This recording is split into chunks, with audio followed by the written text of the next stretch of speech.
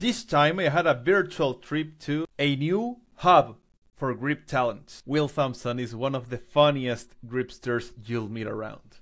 He's got the bars and a lot of creative ideas for his multiple grip ventures, such as the Sad Little Sausages project and the Gift of Grab podcast, which I recommend you to give a listen as well. He may be fairly new to the grip community, but I am sure he will make a huge impact on the US grip community and on the worldwide grip scene.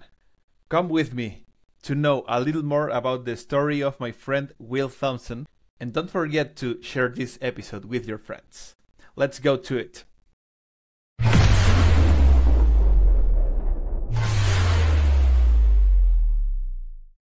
Cheers, my friend. I must open. Cheers. Mine. Oh, Yes. fuck the computer. go. This is the computer from my work. So welcome everyone who is listening to us. Today, a really interesting guest. Super nice guy, nice individual that I wanted to invite to the show a while ago. So this is the right time, and I hope you have a good ride here in the Gripsport Latino airplane. Today we're going to South Carolina. How are you today, my friend Will? I am doing well.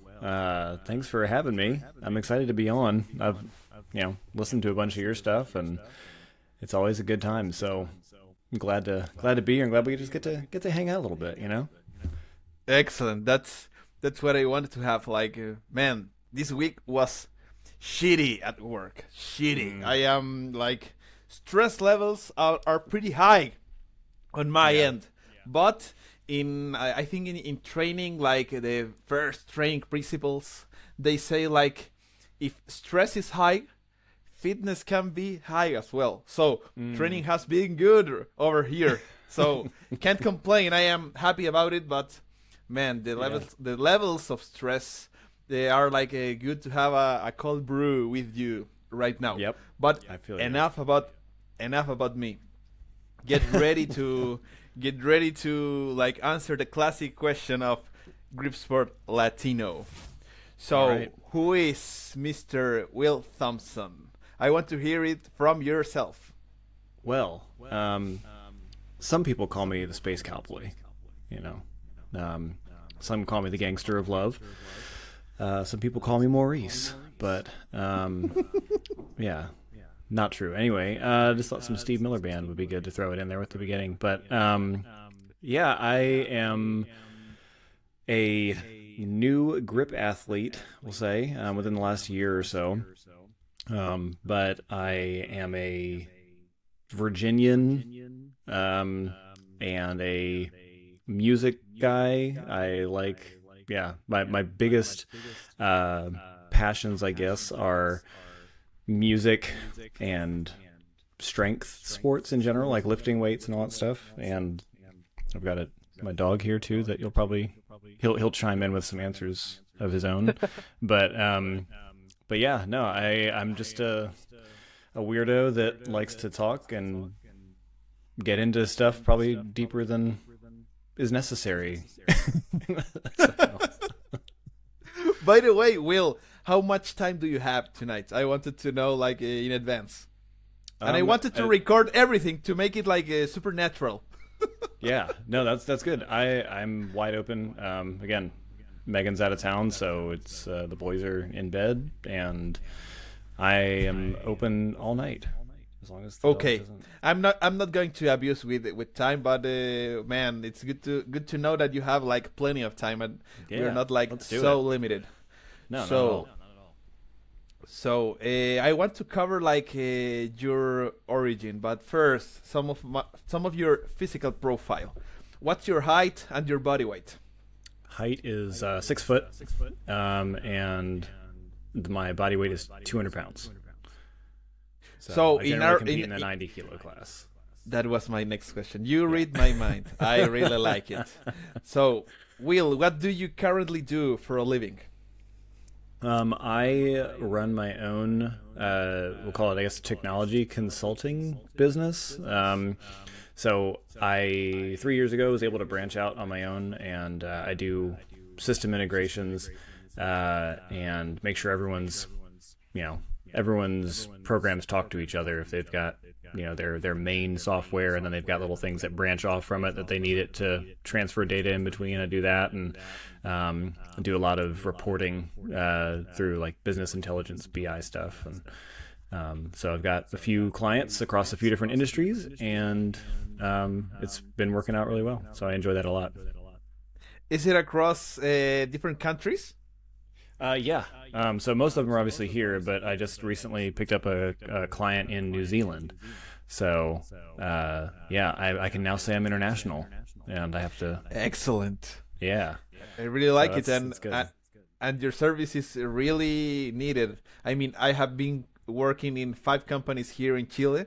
Oh man, integrations of systems is non-existent, even for big companies here, It's pretty crazy. I didn't, going out into it, I didn't really, I knew a couple of people who had left the company I was currently at, and they were like, yeah, well, sorry, hold on one second.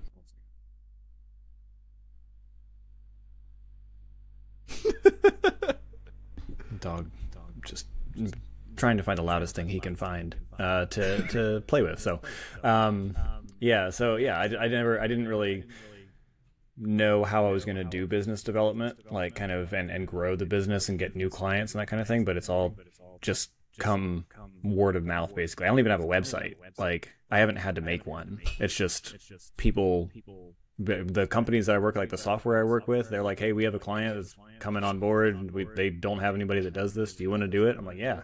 So yeah, it's definitely something that there's apparently a gap for a lot of companies. So it's good. I like it. Excellent. And since we are a sports podcast, I want to cover which sports did you practice while growing up, like covering just until high school, until your last grade of high school. Which were your sports, like being a kid, a teenager? Yeah. So, as a young kid, I did the normal American sports and stuff, like I did Little League baseball, and I did soccer, and I was not really very good at either one of those. Turns out I don't have a ton of hand-eye coordination, at least I didn't then. And so anything where something had to leave from me and go to somebody else was a no, not going to happen. Not in the way that the coaches wanted it to happen. So when I got into high school, my brother's 6'6", and he was like a famous in our town rower, like he did crew, and so I was like, when I get to high school, like I'm gonna do crew like Brian did. He was 12 years older than me, so he was long gone, but the coach was still the same. So I was like, yeah, I'm gonna do rowing when I get there. I'm gonna do the crew team. So that was my thing. I was really good at rowing. And I was really skinny. I had terrible like erg scores. Like, most of the time what people look at is like, hey, what's your 2K? Like, what's your 2,000 meter piece? And mine was bad. Like, I think my best in high school was like 7:13 or something, 7:14, 7 minutes and 14 seconds. And for colleges to even want to look at you, you had to be like sub 650. And that was just not going to happen. So, I just enjoyed it for what it was and rode through high school. And yeah, I still consider myself a rower, even though it's been a while since I've been in a boat. But that's it was fantastic sport. So an example, if you had like a this is kind of a classic question in the gift of grab. I think it's like, if you had to shape a team of something or a band or something with like rowing, would you be like the lead of that boat? Will, like, let's say you take Haley, Will Giuliani, the other Will from the West Coast, and I don't know, me. You will be like the head rower of the boat. Actually, that would work out really well because we're all about the same height. And that goes a long way in rowing. So you've got similar stroke patterns and similar stroke lengths and stuff. So yeah, I could be the stroke seat, and I could be the guy setting the pace. And then you guys could be the power. So I think, yeah, we could have a nice quad or a nice four for that. Excellent. Maybe get Tammy to be the coxswain. She can be the little one sitting in front of the boat that yells at everybody and tells us where we are and how much faster we need to go. Excellent. Yeah. And well, after high school, well, I kind of know part of your story, but I want to repeat it right here for the audience, and because I want the world to know you, or the Gripsport Latino fans to know more about you. So after high school, you went straight to college, right? Mm-hmm. Or did you work in between? No, it was straight to school. And in college, did you kept with the rowing, or did you change, or like try new sports? What did you do? So I tried to keep up with the rowing at one of the schools that I went to, but then I realized how much how effective of a fundraiser my coach in high school was, because we didn't have to pay for anything. And then when I got to college, it was all club. And so it wasn't, and I wasn't on the team, I wasn't on scholarship. And so like, they're like, okay, yeah, we're going to do this regatta and this regatta, and it's going to be like $600 here. It's going to be $1,000 for the club. And I'm like, I don't have money.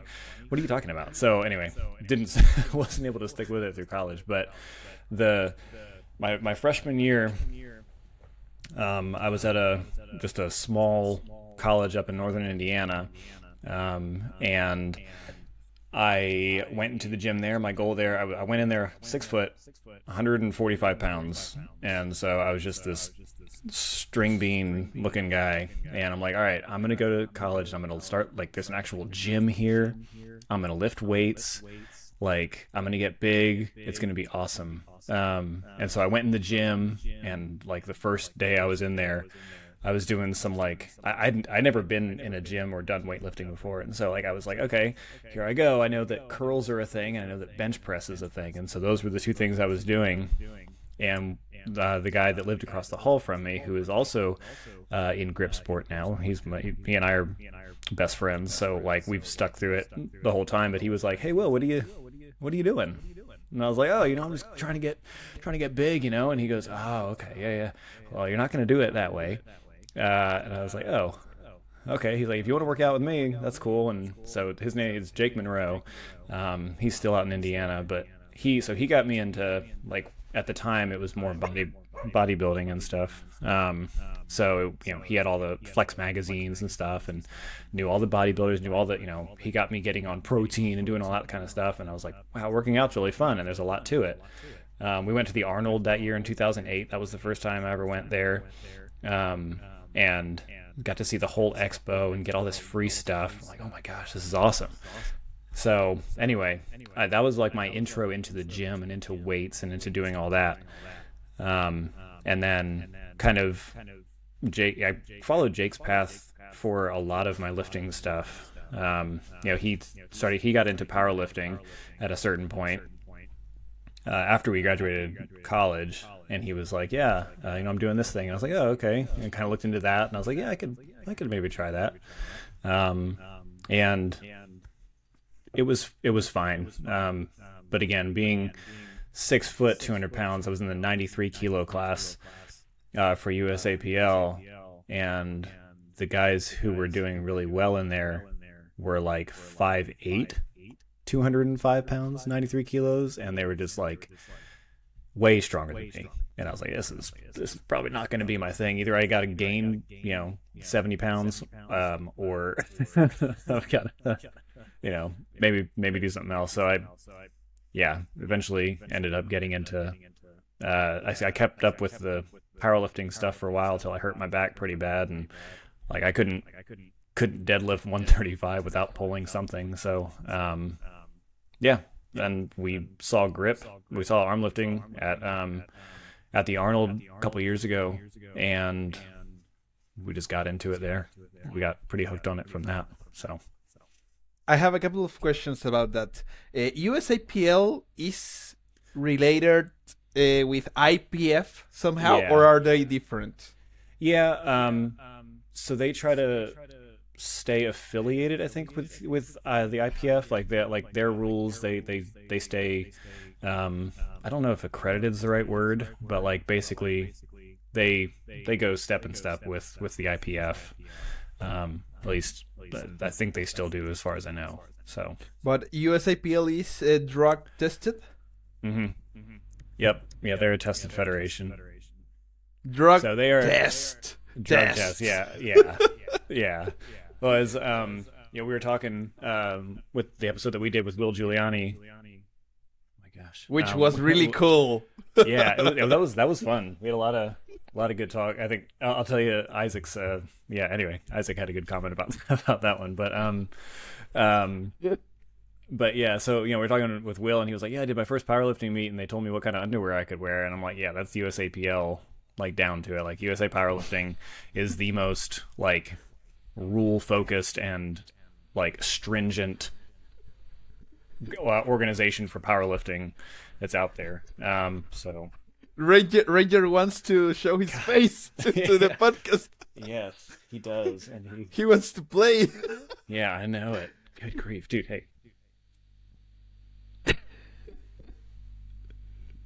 Luckily, my bike has a mute button, but I think one of the moments where I laughed harder about the Will Giuliani's episode was the joke about, I don't know if he was kidding or not, but when he came with a joke strap for the IPF.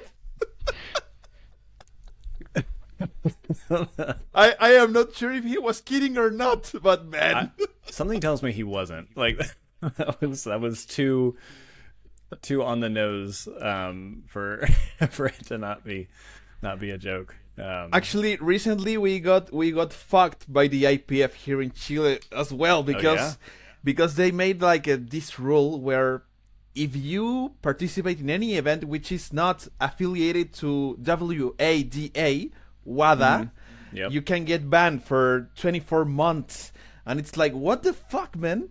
And the 5 lady athletes that we have on the Gripsport Latino Classic, they are all IPF active competitors, and some of them, in example, Leticia, she is the head of all the judges of the country, so they are not allowed to compete in grip right now because of a stupid rule. I hate IPF. I am not going to wear my IPF jacket anymore after that shit, man. I'm like, why do you do that? Because they competed in your competition, which was not even a powerlifting thing, and because it wasn't WADA tested, they can't compete in IPF stuff? I mean, for 2 years? I mean, they didn't have any punishment about that. But since powerlifting it's kind of nasty here in Chile sometimes, some enemy can bring that up, like to the South American Federation, and say, hey, these fellas are participating in a non-WADA event, so we should ban them. You know, it's like more. They are putting like the band-aid before the woo woo. How do you say it in English? Like for the kids, the boo boo. You know, it's like that. But the rule thing, it's stupid. I just wanted to know about your SBD journey. You kind of answered that already, but I wanted to know what happened on your back. You said you were like having pain trying 135 pounds. What happened to you, man? I don't know what happened. I think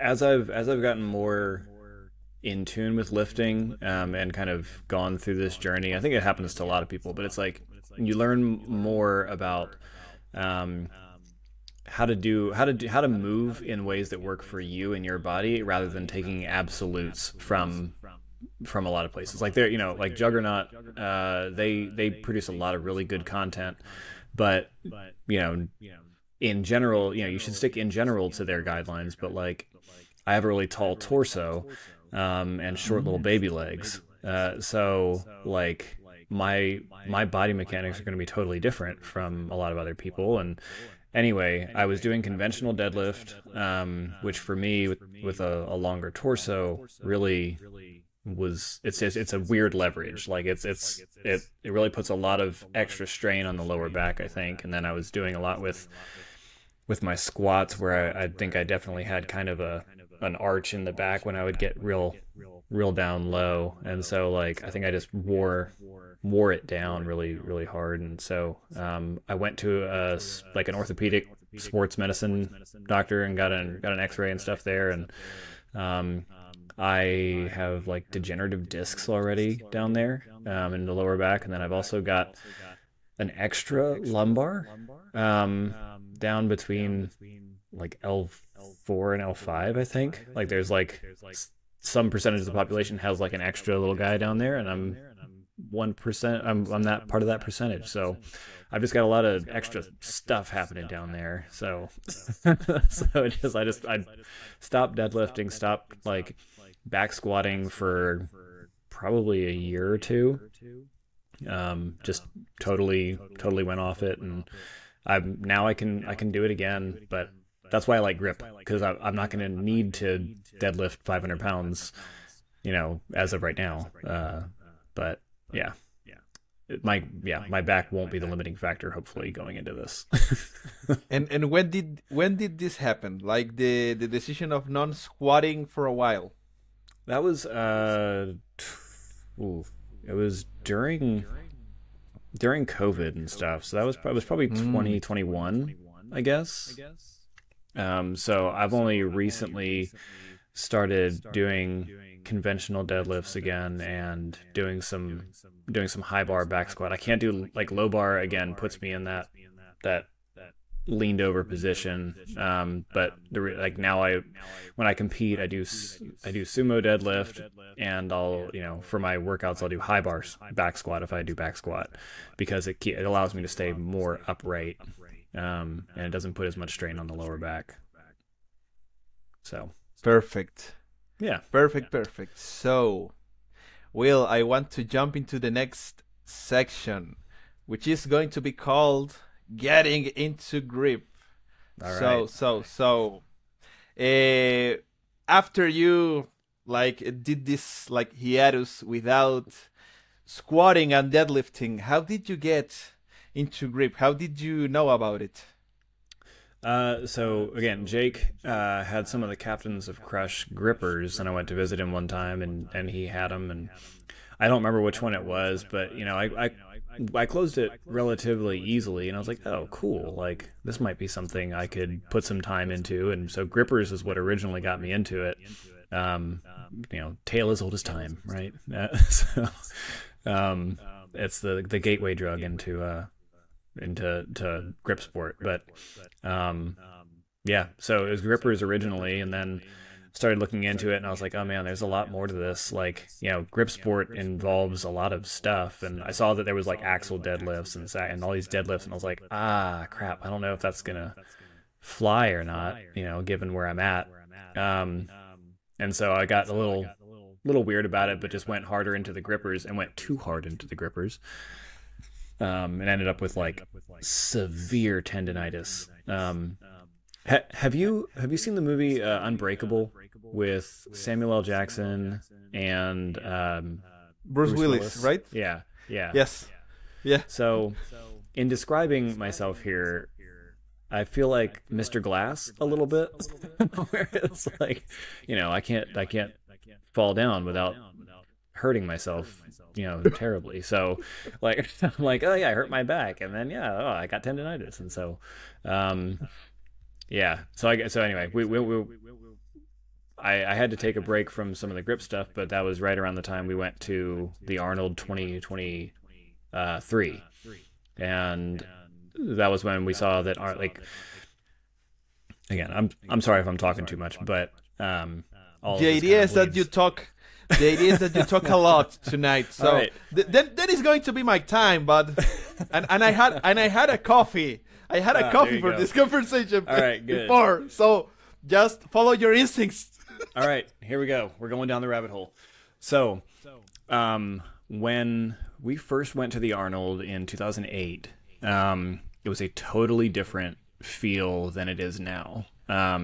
Back then, it was, at the booths were all the actual, it was bodybuilders, like men and women, like they were just big people everywhere, and they were giving out packets of protein powder, and they were giving out packets of pre-workout. They would give you like full samples of like all this stuff. You get t-shirts. The lines weren't that long. It wasn't as popular as it is now.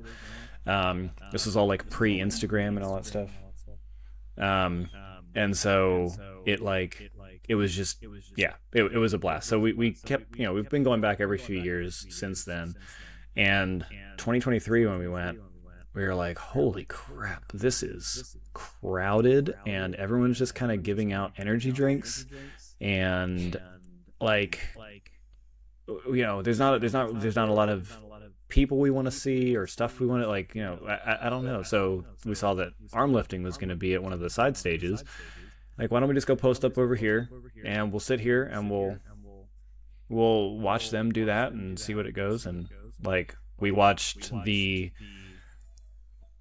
Ranger, come here.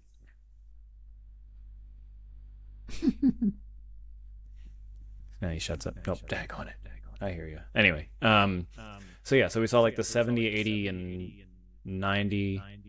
Actually, I think we watched all the men's, we watched all the women's, and do you remember some names that you saw that day?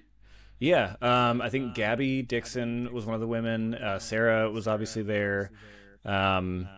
We saw Jay Ripley for the men, Nick Mans, Zach Mullins, Eric Rousson, and Devin Lee, obviously, Carl. Wait, that was our first intro into Carl Myers Co. We saw him off to the side, and like, Carl in general is like a nice guy and stuff, but like competition Carl, you see him and you look at him and we're like, that man, he looks like he's killed people. Like, he looks like we looked at it, was because he just stands off to the side and he's intense, and because he's there to pick some heavy stuff up. And so he's just like, he's off to the side, just kind of pacing, and like, it's like he doesn't get out of bed for anything less than like, 300 pounds for axle, and he would do one, then you forget he's there, and then he takes another one at 400, and you're like, oh yeah, Carl.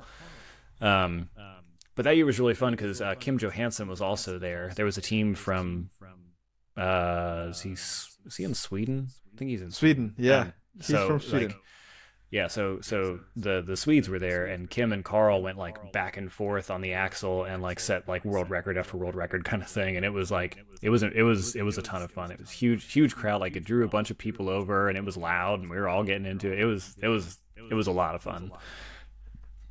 So yeah, it was a good time. So after that contest, was that the moment that you decide, oh, I am going to get into grip, or was it before that contest? I think that was what kind of got me on the track of like, I want to get into organized grip, if that makes sense. Like, like getting into a competition, and I like to compete. I haven't competed in anything or been competitive in anything for a while. Like, again, I competed. I did one powerlifting meet, and I was like, I don't think this is going to be it for me. And so like, outside of, rowing in high school, like I hadn't competed in anything for a long time. So I was like, hey, this is something I could do okay in given some time. And, community's small, it's fun. Everyone seems to be having a good time with this, and it's, there are federations for this, and it's like this could be a good outlet for me, I guess. Just in general, get out of the norm. Do you consider yourself a competitive person, Will? So yes. But I was listening to Steve Gaspar's episode a while ago, and in listening to him talk about it, I don't think I'm the same type of competitive as he is. I don't know how to explain the difference, but like, I like to compete. I like to be the best at things. I like to be someone that like people remember, and like want to compete against and want to have places and stuff like that. But I think like I don't get intense about it. Like me at a competition, like Jake and I are totally different people. Jake doesn't really talk to people, and he like keeps to himself, and he's like quiet and reserved, and like just, you know, he's not giving away any secrets. I mean, he's like that way competing, or all the time. No, just competing. Like that's the thing. He did an interview with Ricardo for the Armlifting USA thing, and he was very straight, like, you know, like very like a very normal sounding person interview like that. No, dude's a weirdo. Like he's just like me. Like he and I go on the weirdest tangents and like have super fun conversations and stuff. So but at a competition, it's the same thing as like competition Carl, right? Like you know, you're in the zone. Some people get like in that zone and they're in it, but I don't have that zone. I don't think. I like to compete. I like to push myself and be really good, but like I want to have a good time, and I want to be fun, and I want other people to have fun. And so I think that keeps me from going to that place, that dark place of I am here to, you know, just f around and take names, you know. Sometimes I think some people, which by the way, it's not my style of competition at all. I like, just like you, I like to enjoy it, be the best at some of the lists. I like to be better every day and every preparation. Yeah. But I am not going into a competition like to kill someone else or to fuck up someone else, you know? Exactly. Yeah. I don't give a fuck about that. But in example, if I see like the top list of my weight class, I want to be there on the top, like not number 25, but I want to be like hopefully top 10, top 5, you know? Yes. But it's not like I take if I am number 25, I'm not going to look at the 24 and I'm going to clear your ass or something. No. I am not like that. Yeah. That's not my motivation. For some people it's like that. Like I need to have a rival, and I need to like crush him and tell him that he's going to be crushed. And beforehand with the trash talk, like it's like, well, it's like it's not my style, you know. You know, Pabs mentioned I was just thinking about Pabs because we met today. I gave him a GSL ball and the Gripsport Latino T-shirt, so. So he was like, man, when I used to do track and field, me and my friends, we used to like trash talk each other, and we wanted to like crush each other, you know. And I was like, man, that's not my motivation, but well, if that works for you, it's going to be okay. And it's good to know because I can like move the organization in ways that they can be some like friendly rivalries, you know, and it's and I'm going to be like did you see yeah, like this guy, did you see what versus whoever. Yeah, did you see what he just said about you? and they're going to be like like angry at each other. No, but yeah, it's every person has like their own motivations to compete, and whatever works for you, it's going to be like good, I think. So it's interesting because like individually that I am as I've laid out here, but like when I was rowing and stuff, like there were absolutely teams where we're like, those guys suck, and we are gonna like no mercy, like they can get it, like whatever, like we're gonna, you know, if my oar hits them in the chest, like when we row, so be it. If they go to, you know, like any, like it was just like there were certain teams where you're like, hate those guys, and you would do whatever it took to beat them. But like as an individual competitor, I'm like I don't, you know, I was 15th or something in the end results for the Super Series, and I'm like, okay, like 15th is fine, like I'm not last, but like that's not really gonna do for long, so.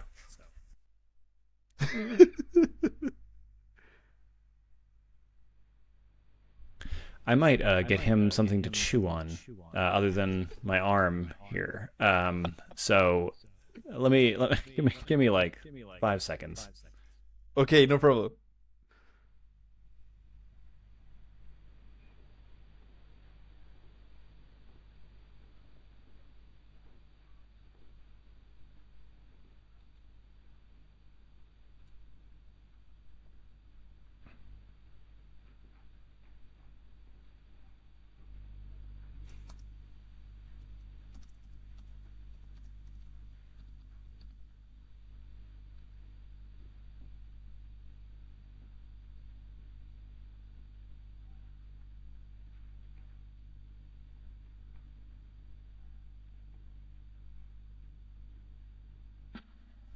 And we're back.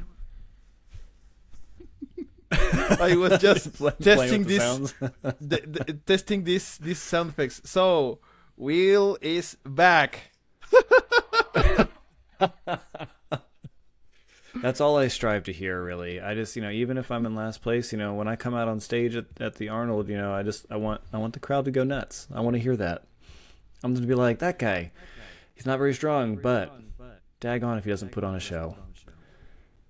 Yeah, that's a good one because some people, in example, the first time I saw like Will Giuliani's videos, I remember that he used to be like super hyped, like before and after, and that gave me like a couple of years of life. It's like, oh man, this guy is like super fun to watch. I mean, I hope to keep watching him, and since he have a lot of like different hairstyles and looks, I remember that one time he used to have like these glasses, but with the like a strap, and when the glasses and the strap were like a cool thing to wear, I was like, oh man, this guy is like super nice and super stylish. Damn, like that's super great. And well, there's a famous talk in Spanish about the equation of happiness. Right. I am not sure if the guy from Spain took it from any gringo or if he made that up, but the thing is that the equation is like A multiplied by C plus H. Okay. In English, it will be like weird stuff, but in a fast way to explain it, it's that there is like your knowledge and your skills, so it will be like K plus S, but they were multiplied by A, your attitude. So your attitude, it's what people remember like for your whole life. They don't give a shit of your skills, they don't give a shit of what you know, but your attitude can change the life of someone else. So guys like Will are guys like Will are the ones that we will remember. It's all in the name. Yeah, it would be great to have a photo of the 3 wheels of Grip sometime. Please make that happen. I want to make it out to California again. Like, I really do want to go to one of West Coast Will's competitions. Like, they just look so fun. So one of these days, I'm gonna talk Megan into going to California for something and be like, hey, you want to go to, wherever he ends up hosting it, wherever we can get William Reed in there too, and be like, let's do it. So, Will, which was your first official grip contest? The Arnold Open last year, or this year, 2024.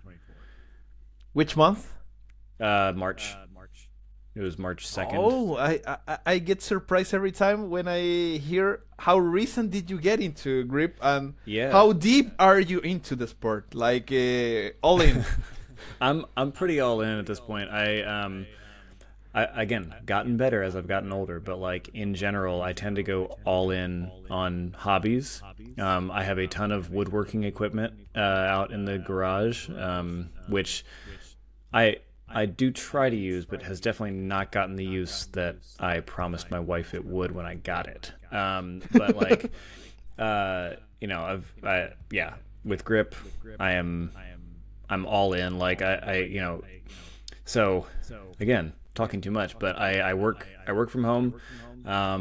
I don't interact with people a ton in my like day to day, other than like meetings with clients, or touching base on projects and stuff like that. But I'm a very like extroverted person, and I like to talk to people and I like to hang out, and I just like don't get to do that. And so I think that honestly Instagram has become kind of my outlet for that, where I'm like, hey, like I met you, you and I have talked a bunch through there. Haley and I have obviously talked a bunch through there. Haley and I have never actually met in person. And so like, that's a friendship that started on there. Hunter and Nate are both guys that like, we've obviously met in person now, but like that whole chat started on there. And, yeah, there's a ton of people on there now that I can talk to and build these friendships with, and they're like in a similar vein, and they're fun conversations. And so like the grip community for me has just sucked me in, between the sport itself and then the people that are in it. Like I'm just like, yeah, this is my thing now for the foreseeable future. This is where I see myself. Which was first, the sad little sausages or the gift of grab? Gift. Wait. Actually, which one was first? I always want to tell a story in order here in my episodes, in my interviews. So let's do it in order. Which was first? Let me check, because like so, I went and added a bunch of people on Instagram after the Arnold and stuff, and so Haley was one of those. Hunter and I had started talking before the Arnold, but Nate didn't come into it until probably April or May, I think.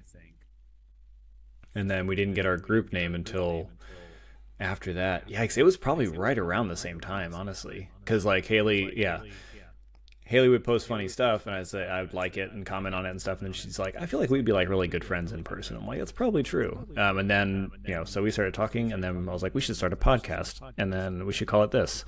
And then we were like, yeah, that's a good idea. Wait a minute, and we actually did it. Wait a minute. Let's start with the sad little sausages, because there are many questions related to that on my side.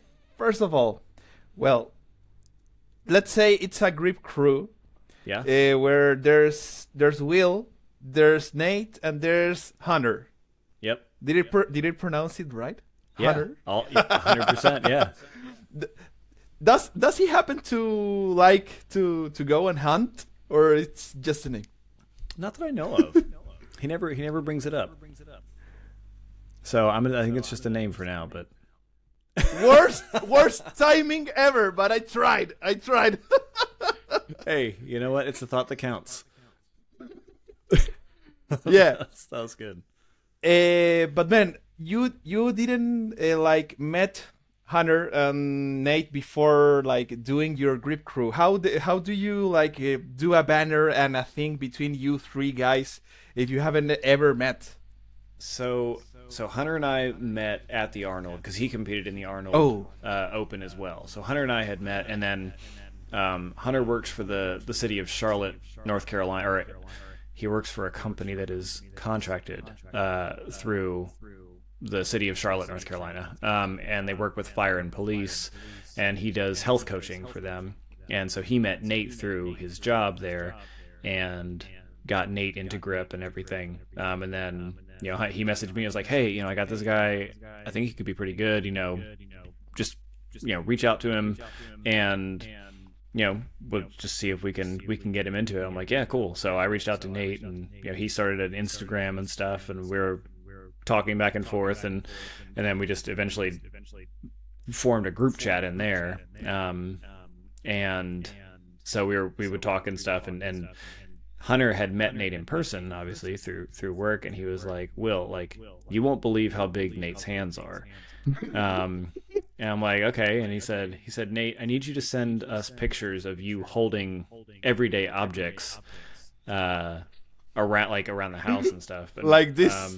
Yeah. Like he held a soda can. I think I can get that relatively quickly. Hold on, because I'll show that to to the people. Is it like Shaquille O'Neal pictures of like is. Holding like regular size stuff? Yeah, I mean it is. His hands, like when he grips a Saxon bar, you know, like this is mine, right? But like Nate's fingers, his first digit will wrap under the 3x4. Like he didn't do that for his stuff, but like it's insane how big his hands are. And I have those photos, and they're easily accessible. So 30 seconds, not even that. Man, we've shared a lot of stuff. But well, yeah, so it's just great. So anyway, Nate called while you search for that pictures, I want to know why does the like sad little sausage, I don't know if it has a name, like the pet of the crew, but he looks like having like just 3 fingers. Yeah. Or it's like the head is another finger as well. It has like 3 fingers and a thumb. Why is like it's like the Simpsons, not like a human hand? So if you follow the Gift of Grab, listeners, then you know that I post a lot of AI generated images. That's where that came from. So I just I put in AI. I was like, hey, I need like a sad sausage lifting weights with the like a logo with a caption that says, you know, sad little sausages. And through like a few different iterations, it eventually spit that out, and I was like, that's the one. So it was just that. Yeah, it's an AI image. Oh, here we go. Yeah, it was an AI image, and it fit really well, and it stuck. So here's Nate grabbing a soda can. So man, that's a lot. I'm going to put my hand right here for comparison. My hand, it's not big. It's like average, I think. But man, that thumb, it's like he could lift the blobs. Oh, there's him with an egg, like a normal sized egg in his hand, and yeah, it's just like that's actually an ostrich, egg. Exactly. Yeah. Yeah, here's him just grabbing a whole bottle of whiskey. Like, you know, he's just got these massive mitts, and he referred to his fingers one time as, you know, I just got to get these sad little sausages doing something or working or whatever. And I was like, that's the name. So that's where the name came from, and we just had, you know, we named it that just for ourselves. And I made shirts for stage 1 of the Super Series, because that was the first time that we were all 3 going to be in the same spot. So I made shirts. Nate made banners. Didn't know he was doing that. And made some stickers and stuff. And then we posted pictures of ourselves in it. And Hunter posted. He's got a YouTube channel and stuff for his stuff too. And so he had people on there. And there were people who were like, "Hey, can we get, like, where did you get that shirt? Like, can I get that shirt? Or like, where do I get that kind of stuff?" And they're like, "Well, I guess we could make this into a thing." And so now we've got grand plans for the Sad Little Sausages in terms of, you know, setting up our own competitions, kind of giving back to the grip community sounds weird, but like contributing, I guess, to the grip community in terms of sponsorships, or in terms of, you know, just kind of pouring back into it and helping things grow.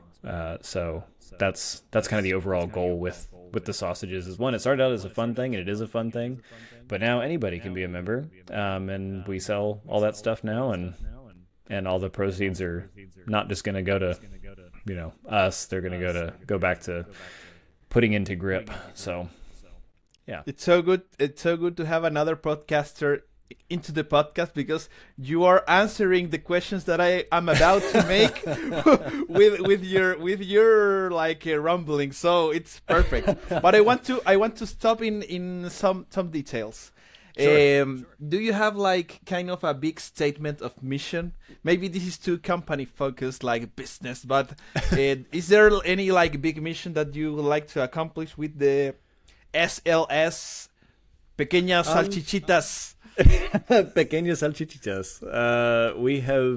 We haven't set out like a mission statement or anything, but I think all three of us are like-minded in the way that I think like, you and I are, and Haley is and stuff too, is like we want Grip to grow. We like the sport, we like the community. We want to make sure that it has what it needs in order to stay fun and stay something that attracts new people. And I think that's kind of the long and short of it is we want to be really involved in Grip. We want to compete. We want to do well. We want to we run our training by each other, and we talk about injury prevention. We talk about general programming, what we're going to do leading up to what competitions and what we're going to focus on, and different stuff like that. What seems to be working, what doesn't. And so if we can expand that into new people and trying to help, I think me being a new person in the sport and seeing the support that a lot of the veterans have given, like Zach Mullins is really helpful. Ben Helms has been really helpful with a lot of the gripper stuff and stuff too. And so we just want to add to that, I guess. And about the Sad Little Sausages contest, I wanted to know, well, you answered that you are planning to do any contest, but I wanted to know, would it be like GSI, Armlifting USA, double sanctioned, or riding solo, or maybe some bar dominant? Because I see Hunter using a lot of axle bars. I see you using a lot of Saxons. How will it be? Like let's say the Sad Little Sausages Classic, in example. Well, so we've got two ideas for competitions. Our first one that we're gonna do is very likely is gonna be called the Sad Little Sausages Grip and Grill, where it's just gonna be informal, like we'll invite whoever wants to come out. We'll have a barbecue, have some beers, whatever, and we'll have some grip lifts. Just make it a fun thing. I don't know if we'll sanction it. We probably won't sanction it with anybody for that one. It's just a time for people to get together and pick up some weird stuff. And so that's what that one will be. But I do have a vision for an annual competition called the Sausage Fest, which I think would be probably dual sanctioned. I like Will's method of dual sanctioning things for lifts that exist in both federations, because then again the records get updated for both, and I don't see any reason not to. Does Armlifting USA charge for the sanctioning? Yeah. How much? I don't know what their fee is. I know in order to host a Super Series venue, I think it was $125. And then I think GSI is $100 to sanction. 25. Right? $25? Yeah. Why did I think it was 100? Or at least for me in Chile, it's 25. Maybe I'd say something I wasn't supposed to. They give you a deal. No, I mean I could have it totally wrong. I haven't done anything. Like I'm gonna do King Kong this year, and that's the first GSI. I mean King Kong. It's different than a regular contest, because King Kong charged the 100 for the host and then $10 for each individual. Like as a base, and then you as a host can charge more for running it. Yeah, no, it is not 100. It's not 100 every time. And I don't know that Armlifting USA is 125 each time either. I just know that's what it was for Super Series venues to host. Well, we must double check, because the double sanctioning, it's going to be. I think I would like to replicate that if I can afford it, of course. Yeah. If it's not affordable right now, I can wait until I make more money with the company and with my career to give it back to the community as well. Yeah. That's so. What else? What did I want to mention? Give me 1 second. Before. Nice.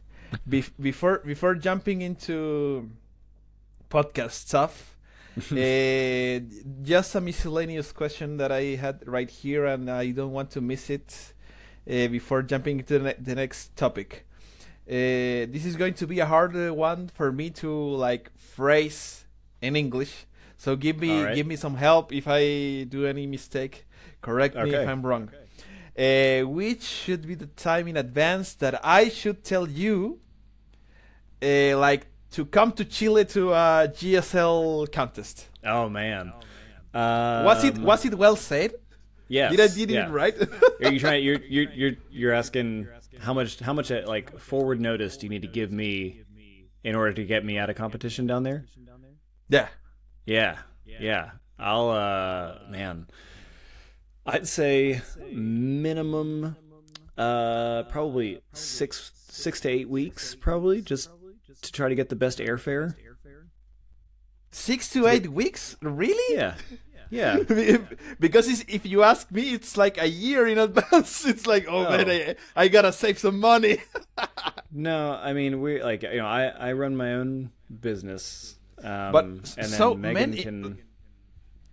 So if I talk to you about the Genesis Grip Contest #2 in next year April, if it happens, would you show up? That would be awesome. Is it like that? Yeah. Oh absolutely. man, that would be awesome. We will have to talk about that, and I will have to like improve my skills to have a world-class contest. I'm gonna go ahead and tell Megan to just block off every week in May as a potential, or in April as a potential trip down to Chile. Yeah. Let me plan the year in advance, and I'm going to confirm you the dates because our last contest, I hope to make something on December, like a Christmas event, and after that I'm going to have a tiny little break of hosting competitions, or at least probably all right, or at least competitions with me competing in, because being just the host, it's going to be easy and fun for me. But being the host and competing, it's like, it's going to be like, too much. Yeah, or too much right now. No, let me know, and I'd love to come down for that. I think that'd be a blast. I wanted to tell you that maybe you have noticed that I have been recording episodes and not like promoting the episodes and not asking for questions from the audience. Yep. I made an exception with you, so I have I have someone who asked a question for you. Okay. And it's Miss Haley Gao. So you don't say. So she wants to know, how did you and Haley find each other? Sounds like a love story, but they are like two beloved friends. Yes. For the people who's listening, that they have their separate families and stuff. Just kidding. we're besties. Through memes.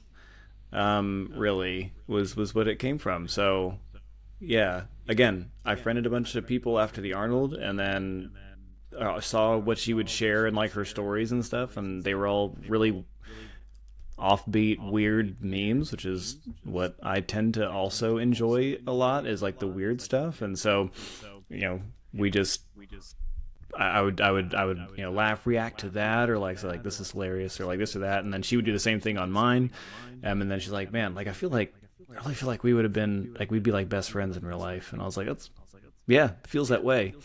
And so then we just kind of kept talking through Instagram and stuff, and it just has gone from there. So as she said, we need to get a beer or 7 at the Arnold this year when we actually like finally meet in person. so yeah, it's a great friendship. Who decided you should do a podcast? This is a question from Haley, not from me. Who decided you should do a podcast? I feel like it was her. I think I came up with the name of the podcast, but I think she was like, we should do a podcast.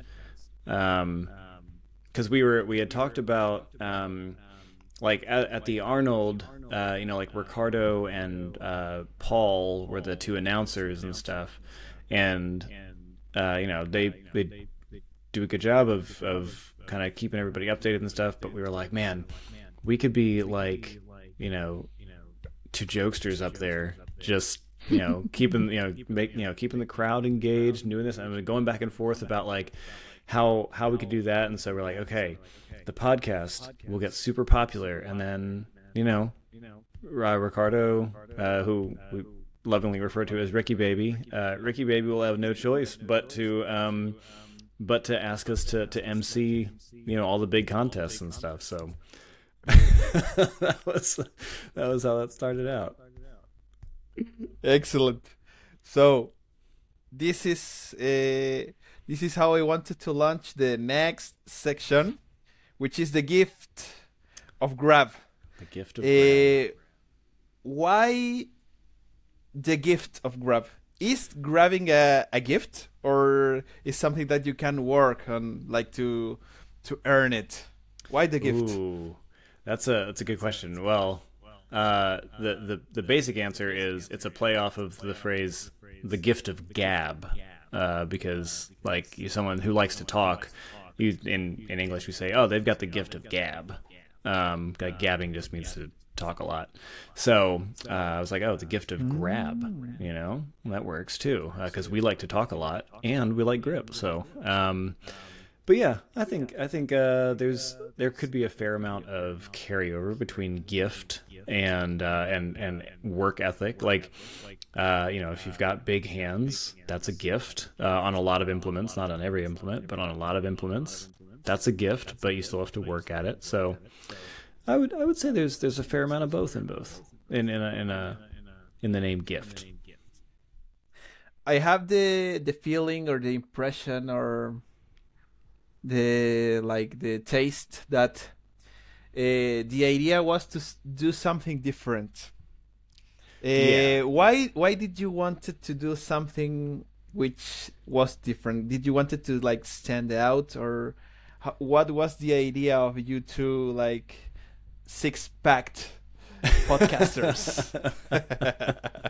Yes, yeah.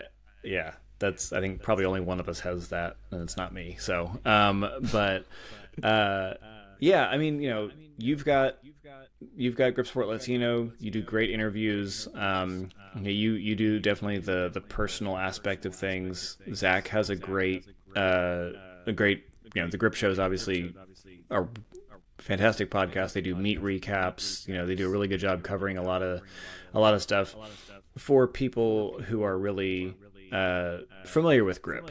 And for us, we wanted to do something that was still in the grip world, but was kind of the very like the fun personal side of things. So like we ask weird questions and we try to get to know like people. We don't we obviously did a collaboration recap episode with you and Pabs, but like in general we just want to get to know the gripsters. So when people see them at competitions or if they're feeling weird, we've gotten some feedback from people who are like, hey, like knowing that you are, like you said a few times that you're new to this, like that's encouraging to me, and I like to hear that, and it makes me feel like I'm not so far behind, or I don't have to know all this stuff already. So it's we just want to be a fun place, like yeah, we just want to be I don't know, something that grip people can still listen to, have some fun, but it's not quite so heavy. It's not listening to a bunch of numbers. It's not listening to it's not listening to kind of the normal sports type podcast. If you're not, like, I'm not a sports guy. I'm just not. Like, I just never have been. I don't know anything about any sport. You ask me statistics on anything, I won't know a single thing. And so, like, for me, I just want to talk about stuff. And I want to talk about stuff I enjoy, and Haley's the same way. So we just like to BS with other gripsters. At least here in Chile, the podcasts which are about like, let's say, having fun and being able to laugh while you're hitting the road Yeah. are the ones with the best performance. So, guys, please give us more of that. More of that, because you guys are funny and the guests have been really funny. I mean, yeah, we've had really good guests so far. So we have such a long list. We've got people who've asked to be on. We've got people that we've had in mind to be on. So it's good. But yeah, like one of the podcasts that I've listened to for years is one called Comedy Bang Bang, and it's hosted by a guy named Scott Aukerman, who has been a writer for a lot of TV shows and stuff like that, kind of behind the scenes, but they have a lot of actors and stuff that you would know, and it's just zany. Like, they have one person on there who's like, you know, they're a named guest, like you'll have, you know, like Ben Schwartz or somebody on there, and then you have other guests who are other actors playing characters on the show and stuff, and so it's just like, it's wild and it's funny, and yeah, so that's the kind of podcast that I listen to, and kind of what I hope to be for people is just kind of a lighthearted romp through the grip scene, you know. Are we going to see something like more? Do you know this girl called Bobby Althoff? Are we going to see like stuff like that as well, or like the program of this bearded guy from The Hangover, Zach Galifianakis? Yes, that one. Are we Yeah. going to see stuff like that as well on the Gift of Grab? Like, I have you... tried to do some of that. I do a pretty good job with straight face when I'm asking questions and stuff, and I think sometimes it gets taken seriously, and people don't quite know what to do with it in the moment. So yes, that is my preferred style of doing things, is like, you know, straight face, weird questions, and Will did a great job rolling with that stuff. Like he caught right on to all that stuff. It was like, yeah, of course. Like, you know, I asked him, I think, if he had considered like a multi-level marketing scheme for West Coast Arm Sports, and he was like, yeah, of course we have. Like, that's, yeah. So yeah, I would love to work more of that in. I remember he said like, which would you like to add to grip? Tacky. Yeah. It's like a bit, that's the thing that disqualified a whole venue on the King Kong. Yeah. One of the funniest parts was when he showed like the medieval like grip tool to kill 500 dwarves 500 or people. tiny little people, and he had the medals, and he was like, "Oh, don't mind those." Yeah. Don't mind those. Oh, whose medals are these? Yeah. Yeah, that was great. So funny, man. He's fun. Jumping into the song, man, what a piece of art. I want to know the theme song. Which parts do you have? So which are the bars? I came up with the bars. So I came up with originally I had like, you know, played guitar and like sang the theme and stuff, but like I'm not a producer, and so I couldn't get the sound that I wanted for it with my setup and stuff. Like the recording, like the interface that I have is probably 15 years old, and I've never gotten to know it well enough to really do something with it. So I went to an AI, and I was like, hey, like, give me, you know, here's the lyrics, give me a pop punk style like song with these lyrics, and then it turned out, again, a few iterations, and it gave me that, and I was like, yeah, this is really good, this is catchy. So the lyrics are original, but the music, unfortunately, was done by AI, because I am not capable of producing something that high quality on my own. I just came up with a couple of questions. They are going to be miscellaneous, so wonderful. I am going to ask them like later. But okay, I think you didn't answer my question. Which bars? Which are the bars? Oh, wait, which bars do I have? I mean, you have the bars, and do. she's got the apps. But which are the bars that you have? I have an Axel, I have a Saxon, and I have a Ohio power bar. But that was kind of a double entendre, where I meant bars as in like lyrics and words and stuff. So that was say, oh, he's got bars. Like I wrote another little rap song that I did record all of that, called Thick Bars, which again, double meaning there. So that was another song of you. I didn't knew that. I thought it was like like a regular song, and that you put like the AI photo and you. I did the AI photo, put mine on there, but that was all me on rapping that, and then the beat I was also one that I came up with. So I found like some program on my phone I could make a beat with and stuff. So that was all me. That one I will say was not AI in any sense other than the album art. So the only prompts were for the image. The other stuff is all 100% you. Yeah. Oh, nice. And after the episode with Will, I have an idea for another rap song. So that'll be dropping soon too. I am not surprised that Will's episode is like a source of inspiration. Yes, it's inspirational for sure.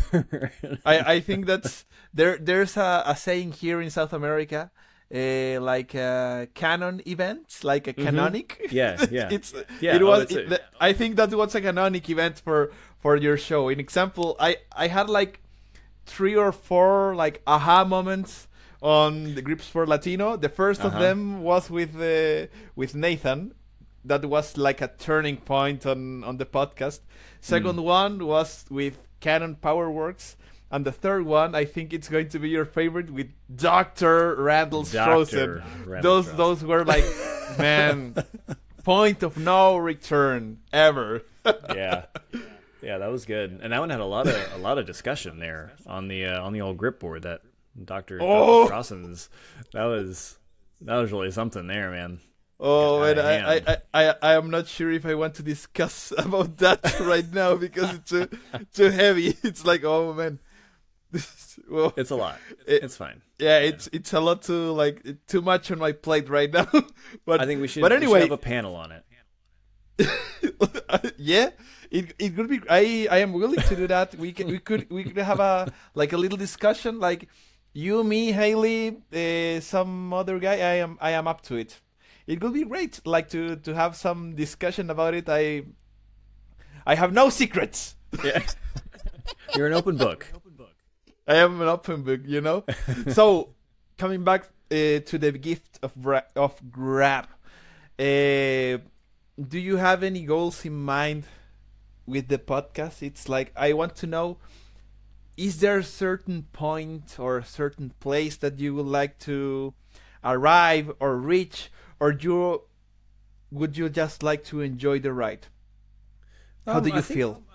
I mean, obviously, you want any endeavor that you take on to be successful, right? Like you don't want to just have something be and just live there in kind of perpetuity. Like you want it to grow, you want it to do well, you want people to enjoy it. I think that's the biggest thing, is just kind of making sure that we're providing something that people actually enjoy, and seems to be. It's not as big as yours, and it's not as big as the Grip Show yet and stuff, so it's still in its infancy. But I think in general for right now, we're just here to talk to people, and it's growing here and there, and we're just wanting to have some fun with it. It would be fun to be able to get to a point where, again, we can kind of, and I feel like I might be speaking for Haley here, and she can issue a correction if I'm wrong. But like, at least for me, again, I'm a competitive person, but I also recognize kind of my limits in a lot of this.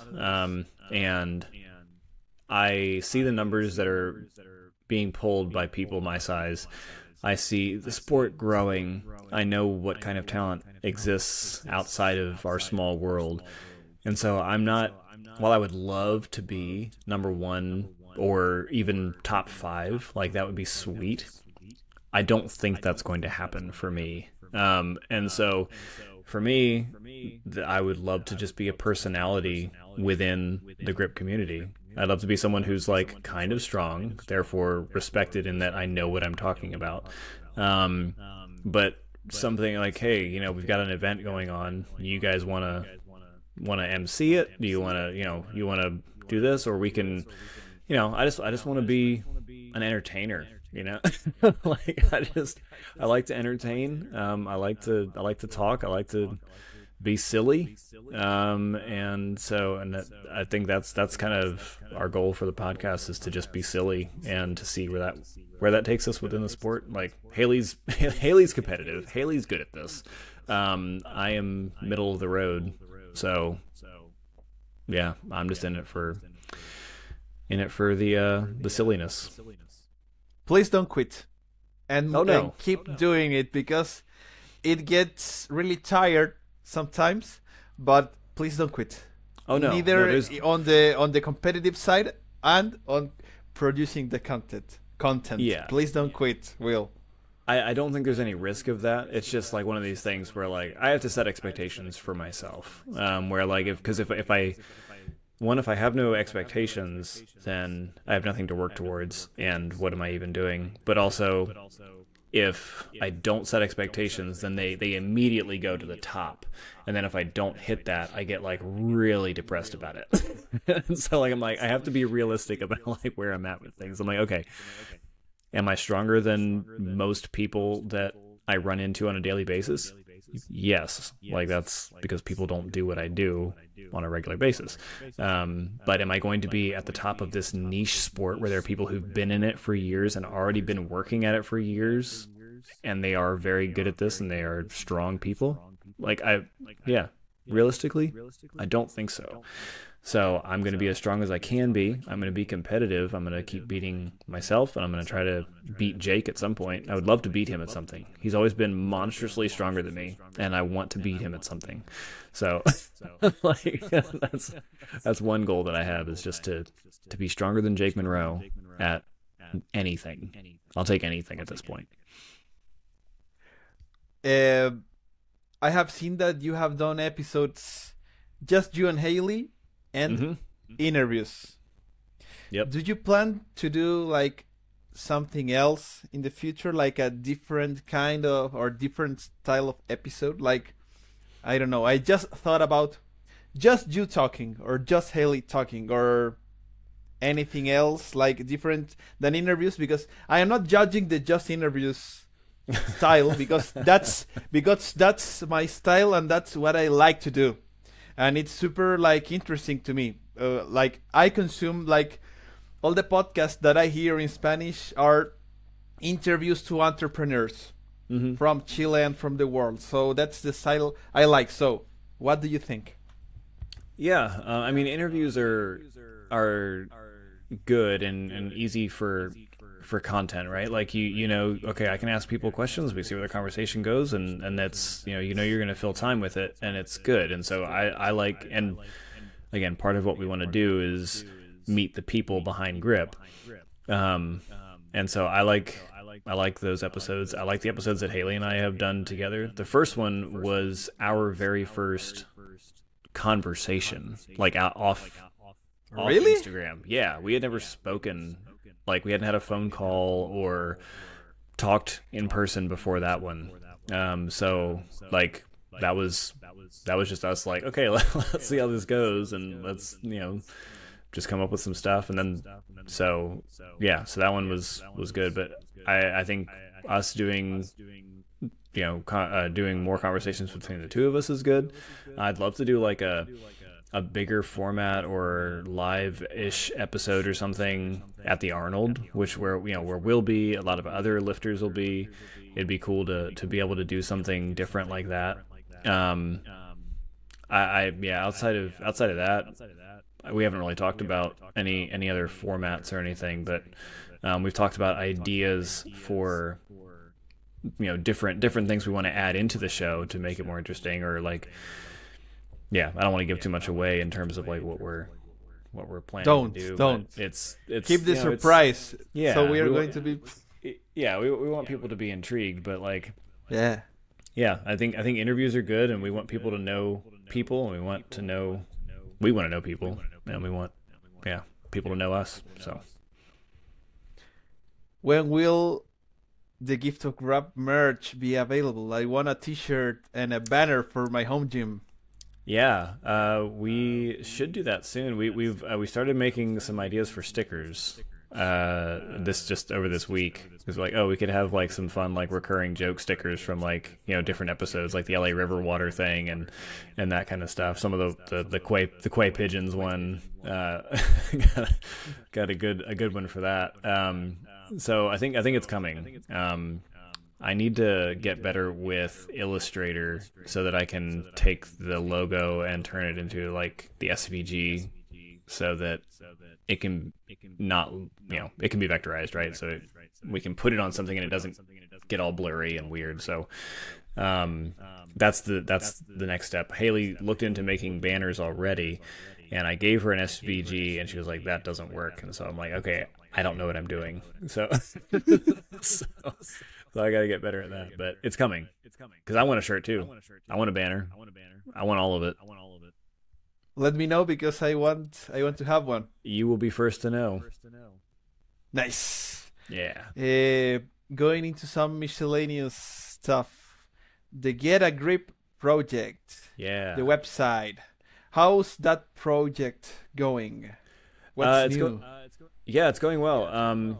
So I did some work on it this week, but it's for those who haven't seen it, it's kind of my vision for like another community tool, right? Where people can log in, add themselves as a lifter. They can see who else might be in their area. You can filter. Would you like to share your screen and show the page? Yeah. Let's do that. Like if we were touching base on a project. Yeah. Let me. I don't know how this is going to come through, so I'm going to resize it so that it's like a normal. Here in Chile, they like the top executives of big companies. They like to put English words in between to sound like more sophisticated. It's like, I'm going to have voy a tener un bio break. Like to say they are going to the bathroom and stuff. So we're touching base right now. Yeah, so you were telling me about Get a Grip. Yeah. So this is the basic site here. There's still some stuff I need to add and everything, but it's just a resource for people. So we got all this stuff up here where we've got different lifters. You can go in here and find lifters by location. So there'll be a basic thing here, but you can go in here and. Again, this is something I need to work through. All of a sudden, for some reason, these just started showing up as NAs rather than having Instagram handles and all that kind of stuff. So, yeah, you can add this information. You don't have to add all of it. Name and I think like city, state are necessary. Like those are required fields. But you can add yourself in as a lifter once you've logged in. So this isn't just like wide open to everybody. You have to have signed in and created an account in order to get in here. But then you can find who else is in your country or who else is in your city. See if this works here. Hey, look. Somerville, South Carolina. So then it'll give you the details by all that.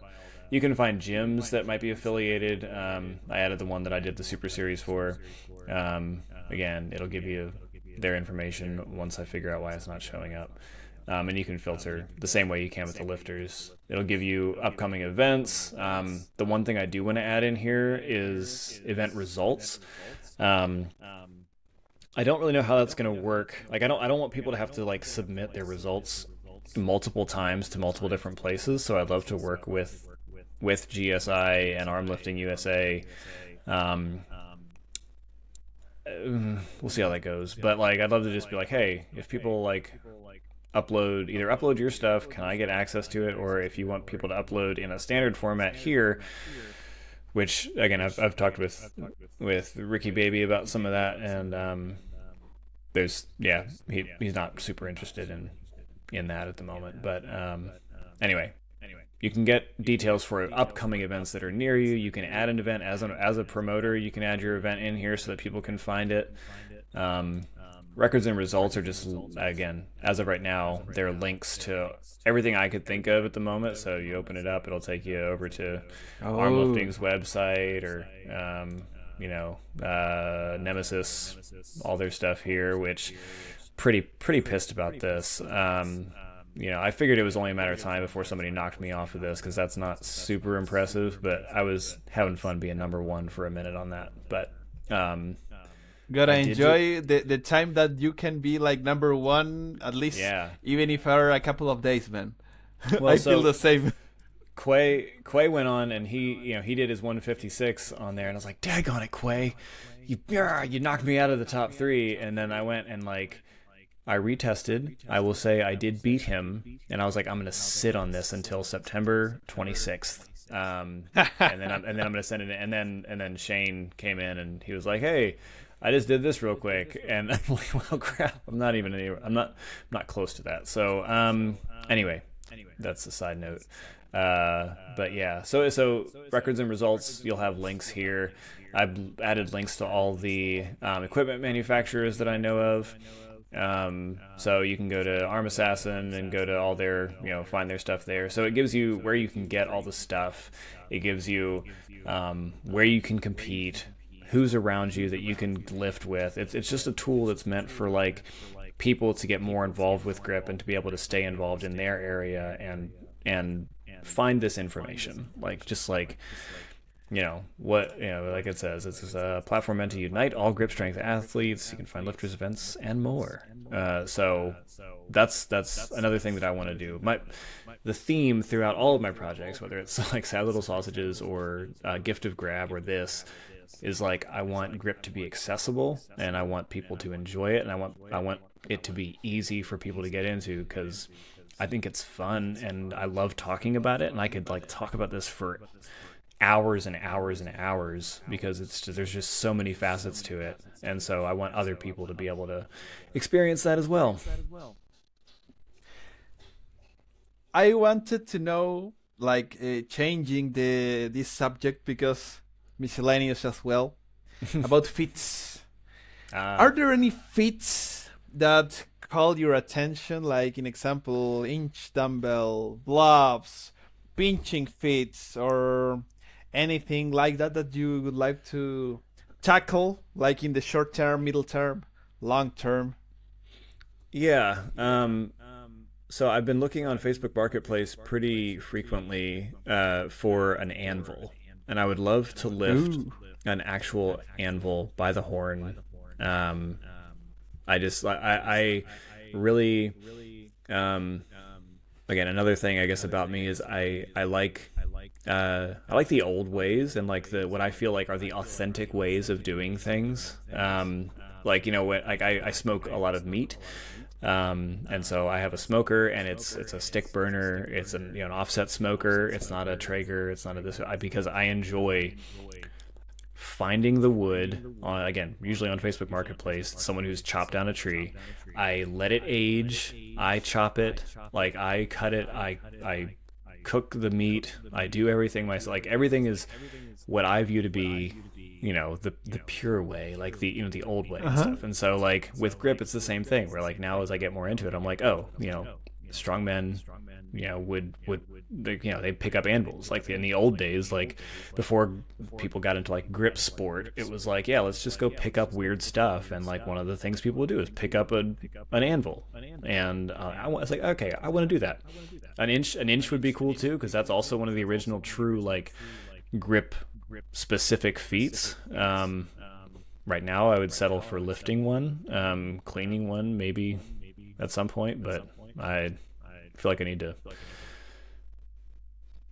temper that for a minute. But in general, blobs I have no interest in. I think it's cool that people can do them. I'm super impressed when Tim Butler does facelifts on all those blobs. I think that's nuts. But like today at Alex's house, right? yes, yeah, exactly. I saw that post as well. Crazy. It's crazy to It's me. crazy. So so I think it's cool that people can do that. Blobs, I don't really want anything to do with. Inch dumbbells, and the anvil, like a true anvil lift, not the rogue anvil that's the same diameter all the way around. It's not an anvil. It's not even close. So that's that kind of thing. Excellent. Anvils are expensive. Here in Chile, they are like, if you want to have like a 80-kilogram anvil, you will have to spend $600 or more. Yeah, that's about right. Maybe is it like that on the US as well? Yeah, like that expensive. Yeah, even considering that they are produced in the US. Well, so all the ones that I'm finding are like older or antique anvils, and they're between $400 and $900, like for one that would be, and some of them aren't even 150 pounds. So, like trying to find one that's like an 80 kilo, 175, 180 pound anvil, like it's near impossible to find one for less than like $500 or $600. And I just bought my fuller plates, so I don't have any real leeway to spend on anything else. Those are really beautiful ones. They are awesome. I really like them. I feel like I can lift more with them. I don't even use my bumper plates anymore because I'm like, you know what? These are lovely plates and they look cool and I feel cool lifting them. And so they're getting a ton of use.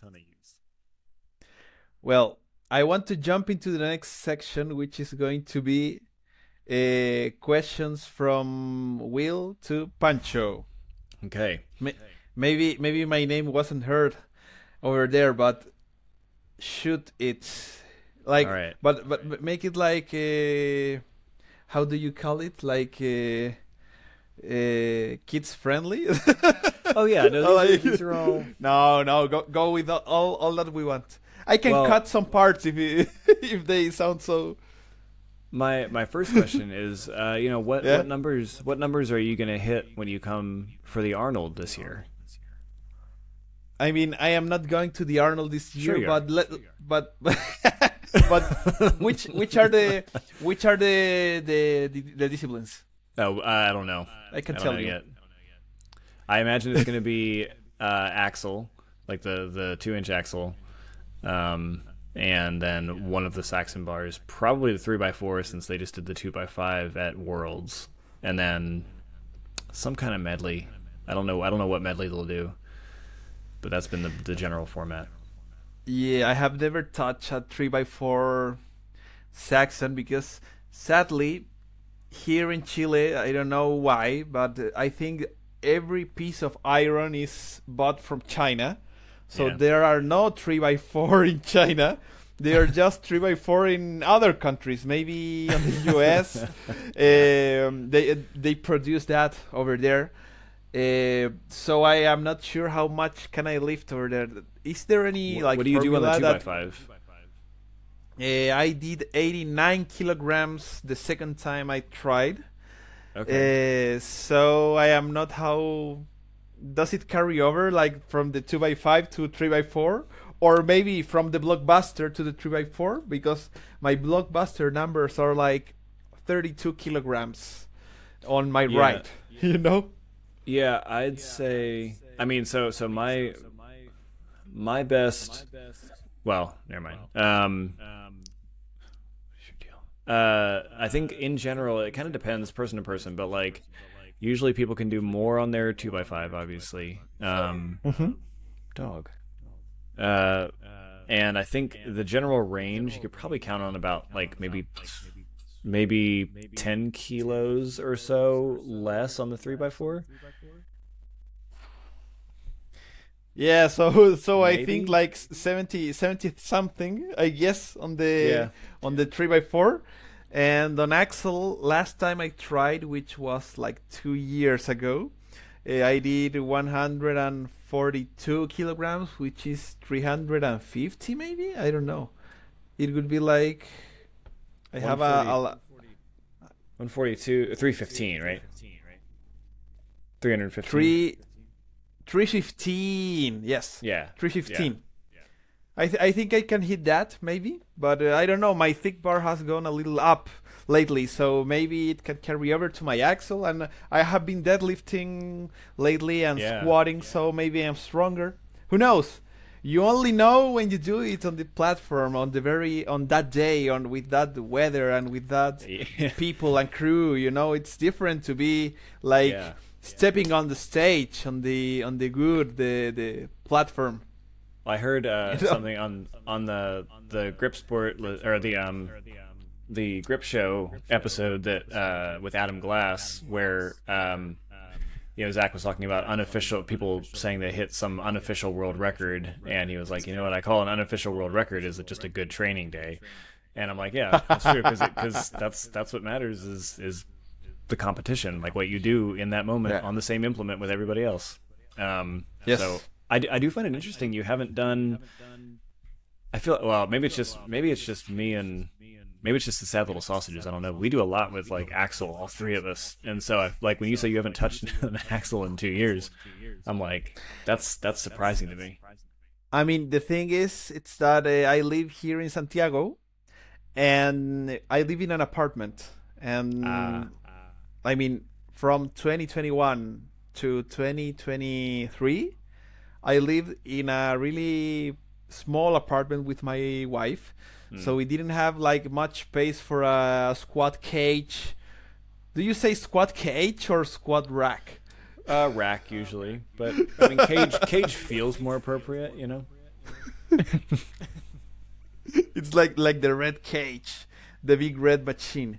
So, well, I didn't have a squat cage back in the day, so I didn't have a barbell at home. I had the plates and the loading pins and the blobs and stuff, but I didn't have like space for deadlifting or squatting at home. And in 2022, I started going to a gym like 2 blocks away from my apartment, and there was no way they were going to allow me to use chalk or give me a space to have an axle over there. Thanks. Oh yeah, here gyms are like 20 years behind compared to like tiny gyms that you can find on the US for ninja warriors, strongman, parkour, whatever. So I didn't have the chance, and my axle, I got my first axle replica, which is like a hollow axle bar, not solid like Iron Mind or other brands. And it's in my parents' house, so I get to touch it like every now and then, not always. And considering that when I go to my parents, I go to visit them, and lately I'm going to produce grip equipment, I have no time to touch an axle. And all my plates are right here, so that's why mainly I haven't touched an axle in a while. But the crew is asking for me to make some axles so they can touch in competitions or in the park sessions. So axle is coming, like, for sure. Yeah, I mean, it's hopefully it's a good one. It's hold on.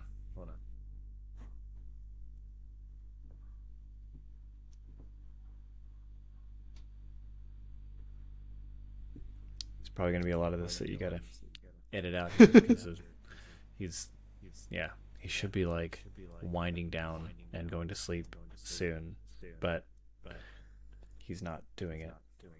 Actually, do you mind if I take him outside real quick? No, go ahead. He needs to go to the bathroom because when you do that, I'm going to grab another beer. Yeah, I might do the same. So perfect. All right, I'll be back in a second. Tiny beer break. Tiny beer break, and yeah.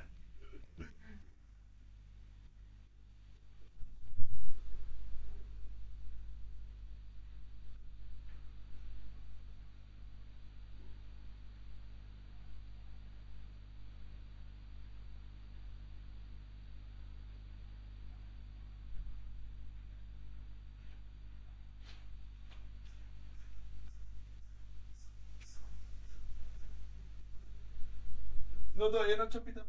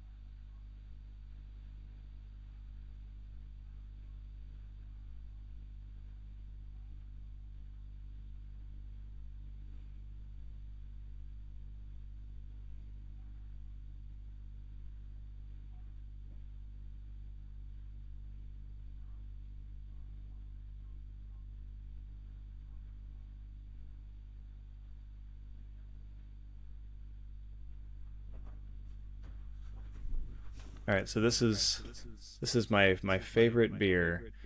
It's called La Fin du Monde. The end of the world. It's by a Canadian brewery, and I can't get it here. But my mother-in-law brought it down when they came a couple weeks ago, and she got me like 3 4-packs of it and stuff. So I've got all of this in my fridge, and I'm like, well, you know, nice hangout sesh is a good excuse for it. So gonna actually this one is like from the end of the world, like from Peru. It's called Cusqueña. Oh, maybe the light is not helping so much, but yeah, Cusqueña. Nice. Yeah. And we had plenty of it because Maca's birthday was recently. That's right. But surprisingly, the guests didn't take any beer. They went like right after the gin and pisco and all the stuff, like hard stuff right away. Pisco, so we had a lot. Yeah, we had a lot of beer on the fridge. And since this is a special occasion, I brought a couple to like loosen things up. And then we are going to have some more on the national holiday. So, cheers! Nice, cheers. Yeah, this is so good stuff. Okay, where were we? Yeah, so talking about axles and stuff, and you said that Chile's going to get their axles. So yeah, good. I mean, they are going to get some GSL axles because I am not planning to buy an Ironmind axle or another company. As much as I like Arm Assassin and stuff, shipping is a bitch, so I am not paying for that. And your duty rate that you said sometimes gets applied, like that's crazy.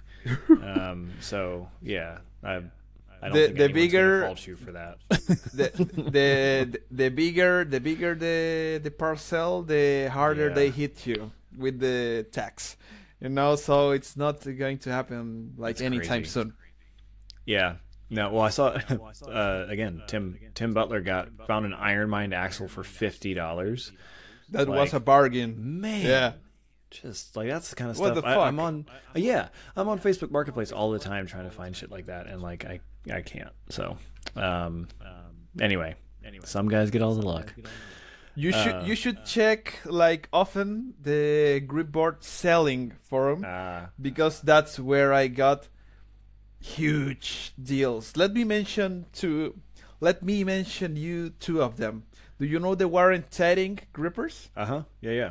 They always charge like $200, $300. Sure. So in 2021, I got the opportunity to like commenting on the forum, like, "Hey, bro, I can send you a warranting gripper for $40." And I said, Yes, definitely. Yes, definitely. Yeah, And I I'll have take it over that. my gym. And I have it over my gym.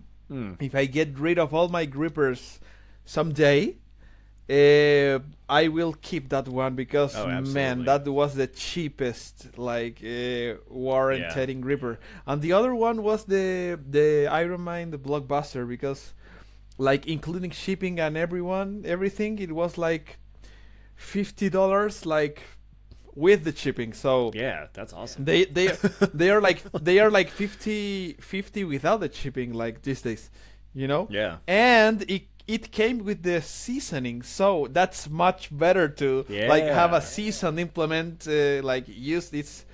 It's like, guys, buy second-handed grip stuff. That's Jet yeah. Johnson has a video about that. Like, go to Oh, does he? marketplace, go to, yes, he says like, dude, grip stuff which is like brand new, it could be like fucking overpriced. So go to the grip board, go to Facebook marketplace, and buy the used, and it's going to be as good as if it were like brand new, and it will have Yeah. the seasoning. So, dude, That makes perfect sense. yeah. Yeah, I mean, just from the seasoning aspect, is like, yeah, okay, you get it cheaper because it's not brand new and it's already seasoned. Like that's a no-brainer. So, so one of my other questions, kind of tied into that, is you've seen Nathan has his own set of grippers now, and I know that you like grippers. Are you interested in getting a set of the the Hall grippers?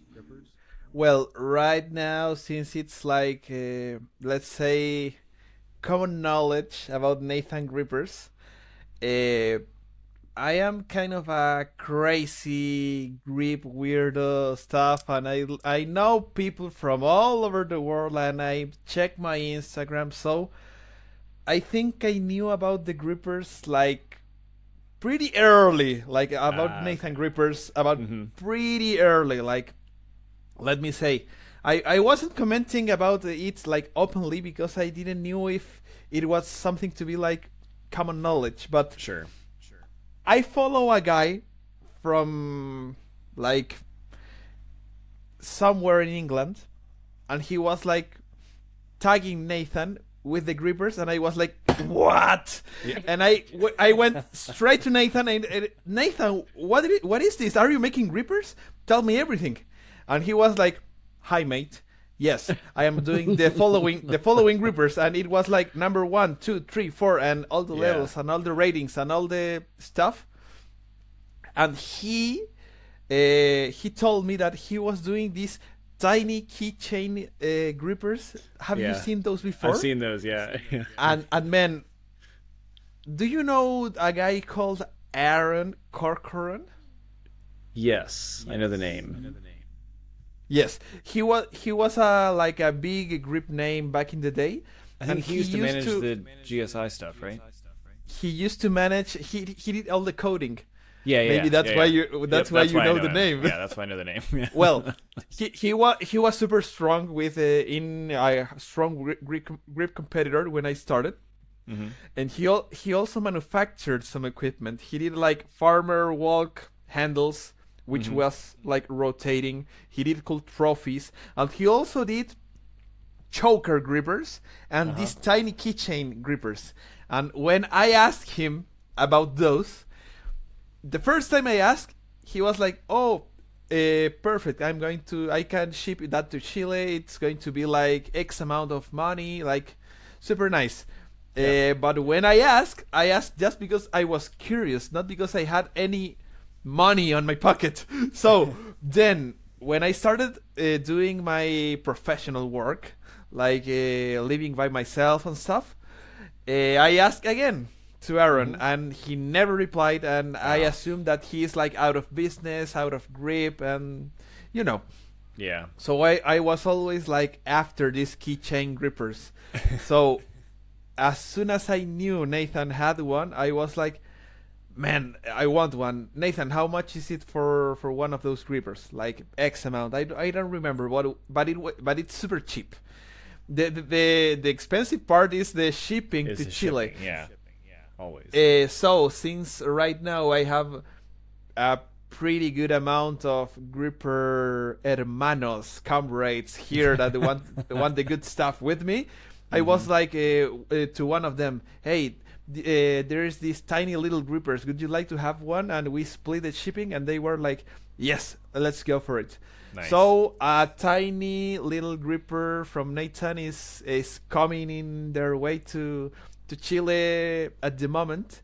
And after I made the purchase, I saw the big lads receiving their grippers like Ben or like Dabja Grip, and so when like after I bought the tiny keychain grippers, I asked Nathan, hey Nathan, because I know that when Nathan makes any grip tool, it gets like out of stock like in a couple of days.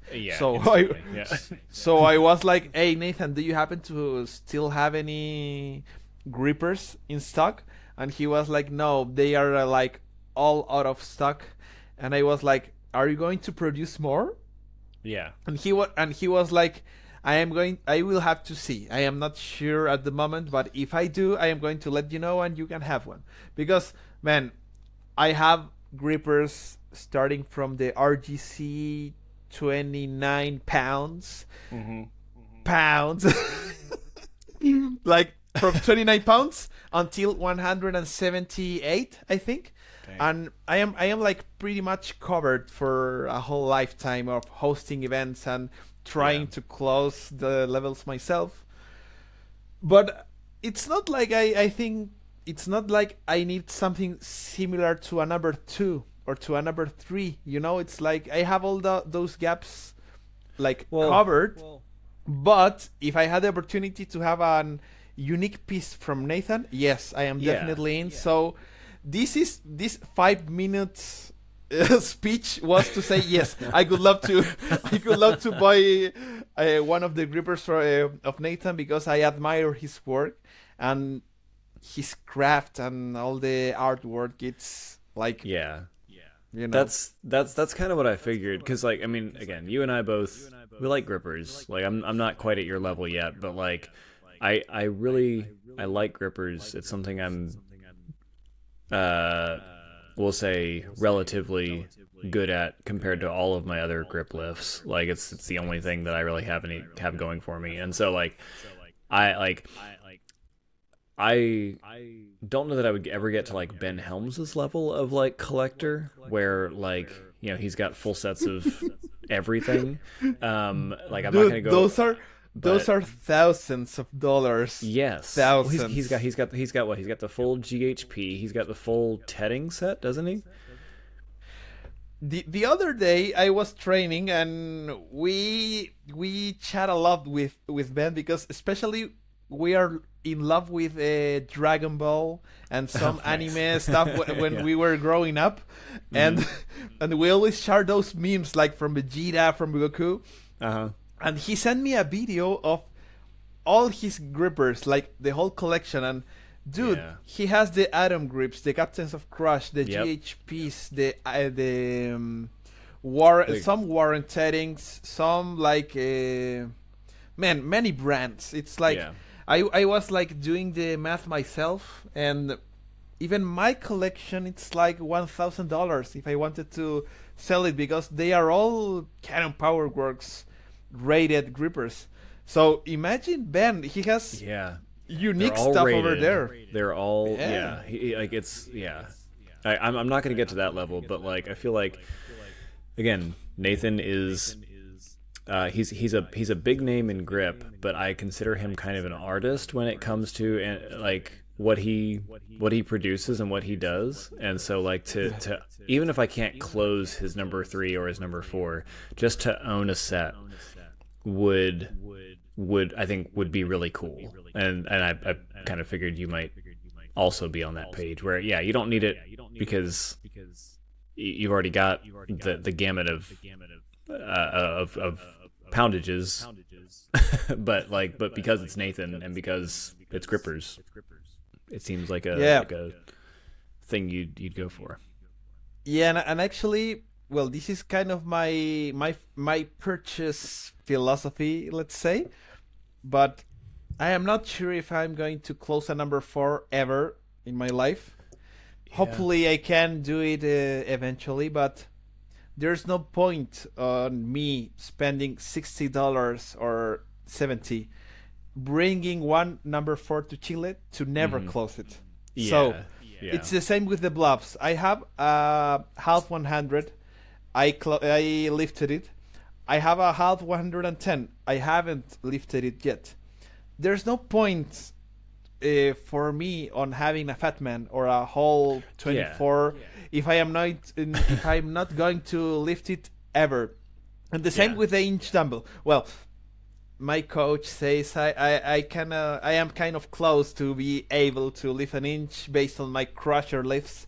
Yeah. But I don't think I'm going to like spend the $1,000 right now to bring an inch to Chile and me being the only fool lifting it right now. Like, the team is not ready. So if Paps happens to listen to this podcast, Paps, get into the work and get there, and we can be 2 of us. You know, we are not ready for that.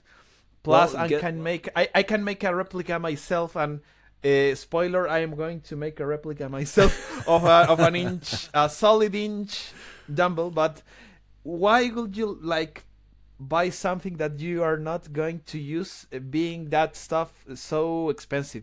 That's my philosophy. You know? No, I agree. There are like, so I bought the fuller plates. Again, one, because I like Jake.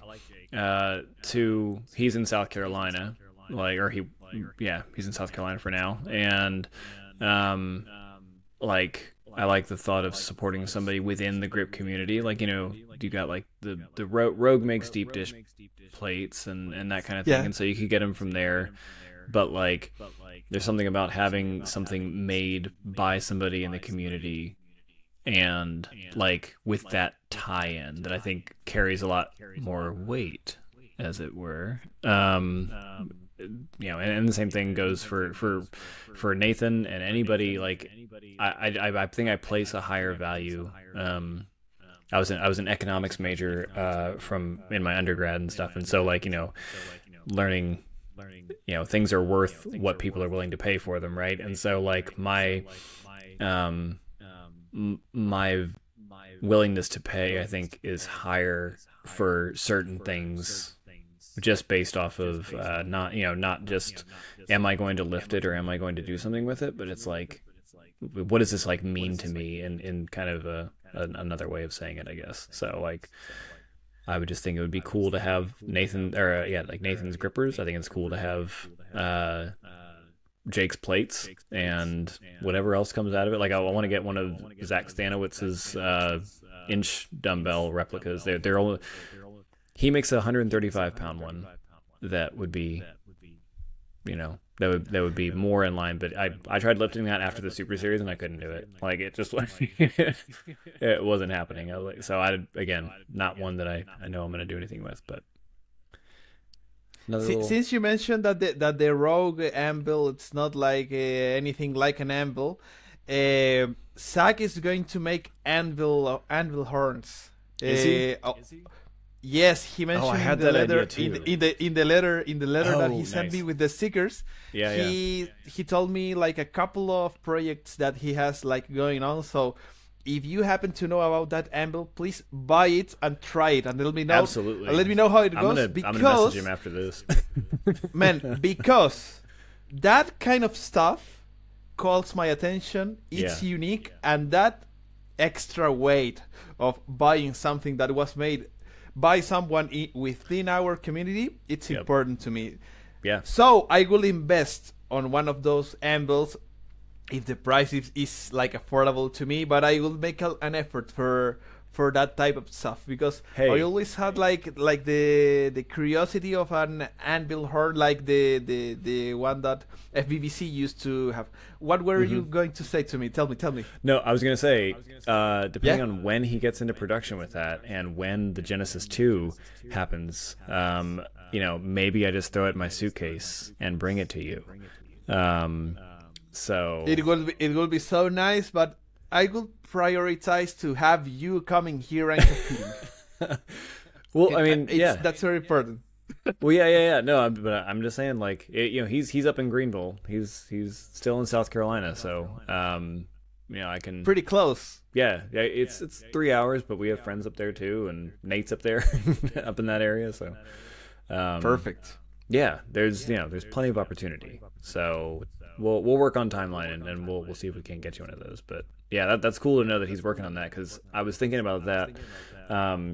Because again, for Worlds, Armlifting USA is using that. They're using the Rogue Anvil, and that's kind of what got me on the path of like, well, that's not really. It's just an elongated little bighorn that's made of like stainless steel or whatever. Like it's slippery, and it's just long. But since it's Rogue, it's oh man, this is Rogue. Exactly. Yeah, it's like Rogue. Yeah. Anyway, Rogue, CrossFit and stuff. Yeah. It's like I did CrossFit for a while too. I forgot about that. Yeah. Yeah, but anyway, was it before powerlifting? No, it was after. So, okay. Right? Now my timeline's getting all messed up. Because I could squat more than everybody in the class. And like my front squat was like miles above everyone. And they're like, "How do you do that?" I'm like, "I don't know, man. I'm built to, tall torso, short legs. I'm built to squat. So like it's not a struggle, but yeah. Anyway, that's a topic for another day. But another question for you, actually, on that line, do you ever see yourself kind of competing in powerlifting again? I mean, I know you said before you're not going to wear your IPF jacket anymore, but like, do you see yourself competing again? I could completely wear it again, because I have really a really good political relation and personal relation with the current president of the IPF here in Chile. Actually, I was doing coaching him in grip recently. And my friend Leticia, she is the head of the judges, so I would wear again the IPF jacket. I am not. I am not like 100% agree with the 24-month ban stuff. Sure. Yeah. But yeah, I think more than competing, because here the environment can be like pretty. It can be pretty toxic in powerlifting. So yeah. I was telling a friend of mine today that I am done with a lot of shit lately. I am done with everything. It's not enough time for it, I mean, I am done with people stuff. I don't have. In example, when a shitty coworker comes to say crap to me, I am like, oh yes, you're right, and then they are like easy and yes, and they leave, and I am super good with that. It's like, oh, you are doing this, you can't do this, you can't do that, and I'm like, oh, you're right, thank you. Have you seen Zoolander? Yeah, the Magnum look like. Well, there's the Magnum look, but the thing that I go to whenever somebody says something stupid is that scene where Zoolander says like, "What is this, a school for ants? It has to be at least 3 times bigger than this." And Mugatu just kind of looks at his assistant and he goes, he's absolutely right. And so that's what that made me think of. Oh, man. Yeah, so as I was saying, I am done with a lot of bullshit. So I am not sure if I want to step on a stage of the IPF or something, but it will be interesting to hit certain numbers. In example, 200 kilogram squat or 250 kilogram deadlift, and 150 kilogram bench press, because when I let's say retired from powerlifting, I said, oh, it would be nice to someday hit those numbers on a meet. What have you hit so far? Maybe what so far my best was 315 on bench press, which got me a third place in the South American bench press championship back in the day. So you've done 3 plates. I did. You're good. I there. mean, not 3, because we use 2 reds, a tiny, and the color. We don't use 3 reds in IPF. You know? Listen here, Pancho. I'm talking about U.S. units here. You understand? That's good. Freedom units. In the gym, I used to do like 3 blue plates. So yes. Yeah, I used to bench 3 plates in high school. Right. The classic mean is 4 plates in high school, but yeah, I used to do that on the that's a platform number, of course, and my best squat in a meet was 165. Yeah, 165 kilograms. And nice. And on a deadlift, I did 215 kilograms on sumo. You know, nice. Okay, yeah. That was like my best history PRs on the platform. Yeah. On the gym, I was able to do 75 kilograms on the squat and 227 on the deadlift, but I didn't go past that on my powerlifting days. Yeah. And nowadays, were you in the 93? I was a 93. Okay. Yeah. Tall and skinny 93. Yeah, it sucks, man. but I mean, I came from calisthenics. I was able to muscle up and to pull up plus 68 kilograms for 2 reps. So I was strong, like for an upper body, considering the level of Chile of 2017. So then I was like a good at bench at the time. Right now I am not on the there with those numbers, because I had like a shoulder issue and then an elbow issue this year, and it affected my performance. So I decided to back up on bench press for a while. But I came back recently, doing 1 blue plate per side, there you go. So yeah, there we are. And no, if I tell you short term, I think I am not going to go back on a full powerlifting meet. But if they do something just squats and deadlift, I will definitely be in. And I wouldn't give a shit that a 17-year-old broccoli hair with the earrings kid can kill me on those numbers, because it's hey, I have this gripper. How much can you close, bitch? See, that's the thing. Just like that. You know? Nothing. Yeah, nothing.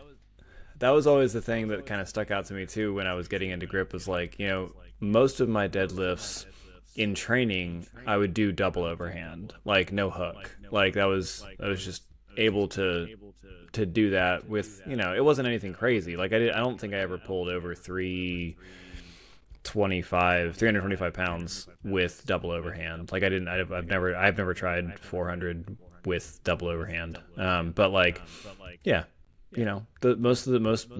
powerlifters aren't really focused on grip as much. They could be, but they're not. But yeah. Let me tell you a funny story about that, because since I came from calisthenics, I think that's what gave me kind of a little grip strength. Sure. So I used to do a lot of double overhand in my training, because I wasn't aware of hook grip or straps or mixed grip. So I was able to do 6 reps with 172 kilograms double overhand. Daggone. Having nothing to do with grip and I mean, that was the time when I was prepping to deadlift 215. Mm-hmm. So when I retired from powerlifting, like if I had like a long career, well, most of my friends on Instagram back in the day were powerlifters. So when they saw me like doing a lot of rolling handle, hub lifting, yeah, I used to do a lot of hub lifting, pinch block, all the stuff. They were like, hey man, and how much can you do on deadlift right now that you are doing a lot of broken up deadlifts in your grip stuff? And I was like, I don't care. I pass. Like that's like part of the past. I don't give a shit. And they were like, they were insisting. So I must send you the video someday. But after like a year of grip, I tried to see where my double overhand was. Yeah. And I was able to pull 207 kilograms double overhand conventional.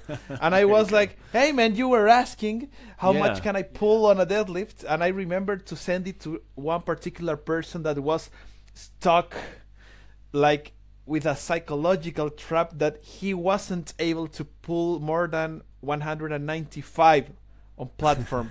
God knows why. And I was like, you were asking about my deadlift, here it is. Here's double overhand, yeah, nice. Double overhand, no belt, no specific preparation, just grip. And I was like, you should train your grip and it's going to like be good for you. Yeah. That's impressive. Yeah, I think I am not able to do that right now, and it was like the carryover from coming from extensive powerlifting days. Yeah. But the grip strength helped a lot. Like the rolling handle helped me a lot to put up those numbers. Yeah. So I in preparation for the Arnold, because I'm planning on doing the Arnold Open again this year. Yes. And so I am using the Juggernaut AI app for my programming, and then I'm just basically for right now in the hypertrophy phase, all of my accessory pressing and pulling is going to be done with some sort of thick bar, and then but everything else is going to be normal. And so I'm getting back into it, and because I used it before, I think it's got a lot of information from me from when I was doing all of that regularly. And like it's like, hey, like the other day it told me to do like 265 for sets of like 3 to 6 on like high bar back squat, and I'm like, there's no way that's happening. Are you stupid? And so like I think I did like 195. I was like, this is fine. 195 is fine. Like 195 pounds. We'll keep that. Sets of 6. That feels okay. 265, I couldn't even fathom doing that at this point. Like going back into powerlifting, I'm just like, it's fun, it's familiar and stuff. It's like when I go back and like do stuff in Excel now that I've been doing all this like actual like coding and building programs and stuff. And so like going back into powerlifting, I'm like, yeah, okay, this is comfortable. This makes sense. These are like kind of strength roots, I guess. But I'm nowhere near where I was before. I could not do anything close to where I was when I was actually doing that stuff. And my numbers weren't even particularly impressive when I was a powerlifter. So it's not. It's like, which were your burst numbers in the platform? I did, I think, 200 kilos on deadlift. Yes. I did 120 on bench. Yes. I was very happy with that. Like getting 264 pounds was like, yes, I did it. Doing bench press with a pause, it's no joke. So, man, congratulations. I just hate it. Like I'm like my upper body's not very strong. Like I got good legs from all the rowing and stuff, and like I think again grip. I think because of all the feathering of the oar and stuff, I've got good grip from rowing and stuff. But like there's no chest movement in that. My chest is terrible, and my shoulders are bad. So anyway, bench is not going to be a good thing for me. And then squat, I hit I don't know, 3. Not, this is pounds again. I think it was like 325 maybe, somewhere around there. So 100 and 47.875. yeah. I have my Excel spreadsheet ready for yeah because you were going to throw me a lot of pounds right now, and I was like, I know a couple of poundage like the 220, the 225, the 315, the 600, the 700, but not in between. It's like 375. What? And it was like no, checking. I think I did probably 147.5 or 150 or something on squat. So again, not impressive. The guy that won that meet, he's in the 105s now, I think. He was just at the USAPL Raw Nationals and stuff. I think he placed third there. But like he came out and did not struggle through the whole thing. I think he benched like, I don't know, 400 or something, and then 400 pounds, and then he squatted 6 and deadlifted 650 or something, and like the whole time it looked like he just forgot that this was supposed to be difficult. And so he just posted an American record. His name is Lorenzo Wright. Super strong guy, really cool. But I think he opened his bench opener at Raw Nationals was 424. And it's like, like, good grief, dude. His opening squat was like 724 or something stupid too, and it was like, good grief. I'm not gonna ever be there. So that was the eye opener. That was one of the main reasons I like retired from powerlifting, because I got to a certain level and I got to go to the South American Championship. I always repeat about the South American because it was a life-changing experience, like to go to compete outside of my country. Where was it? In Argentina. Oh, okay. Pretty close, but it's another country. First time going to Argentina. I truly recommend it. It's a really nice place to go. The tastiest food ever. I mean, Peru is more tasty and Mexico is more tasty, but the vibe, the people, they are super cool, and they like to party. So if you like that, it's pretty cool. But the thing is that I wasn't going to like give anything else, like to go to Worlds or to get to the next level. I wasn't willing to do it. So I was like, I mean, I think this is it. I may find something else. And I also had to finish college because the semester that I was preparing for the South American Championship, it was like pretty hardcore, pretty intense. I was like getting like almost asleep on every class. So it was like, not for me anymore. Yeah, that's fair. Well, and I saw something, I feel like it was probably within the last year or so, that made a lot of sense, and it was somebody saying like, hey, if you're the tallest person in your weight class, you need to go up a weight class, or at least one, kind of thing. And it's like, and this was like a powerlifting specific thing, like I don't think it matters as much in grip, but like it was, and I was like, that's true. Like, again, you get these short, compact muscle, just balls of muscle that are just gonna move all this weight, and I don't want to be 250 pounds. Like, it's just not something that I feel like I'd be comfortable at. So it's a lot. Yeah, it's a lot of weight. But yeah. So I guess to turn your question back on you, how much heads up would I need to give you to be in the U.S. for a competition?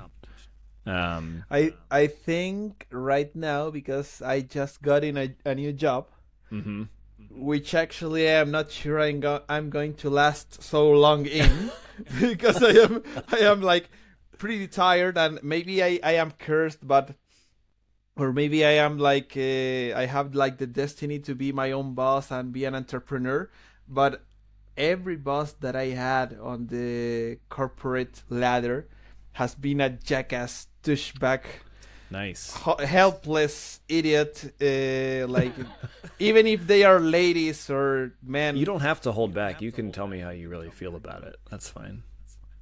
I mean, they are not the only leadership skills that they have. It's like a wipe and make people feel bad about them, and they are actually lazy. But they know how to play the appearances to look really well with their bosses and make the whole team feel really bad about how they are doing. So man, it's like I just have like some level of patience until I am like, hey, you motherfucker, look at this. Do you know who are you talking with? I am just like that with all my bosses. Maybe I have the problem that my dad is the principal of a high school, like since ever. So every time I had any issue, it's like, dude, you're a king. Don't be afraid. Put on the face like you are a king as well, and I act like that everywhere I go, and that gets me into trouble always. And bosses hate that, so maybe I'll have to develop my own business and not. I am not going to do well on the corporate job because I hate liars. I hate cocksuckers, bitches, and all that stuff. I mean, the corporate ladder implies that you have to lie and to play cool, and sometimes let people like put the foot on yourself. And I am not good at that. Yeah. Sadly, I am working on it, but I think I won't last too long on this job. You know.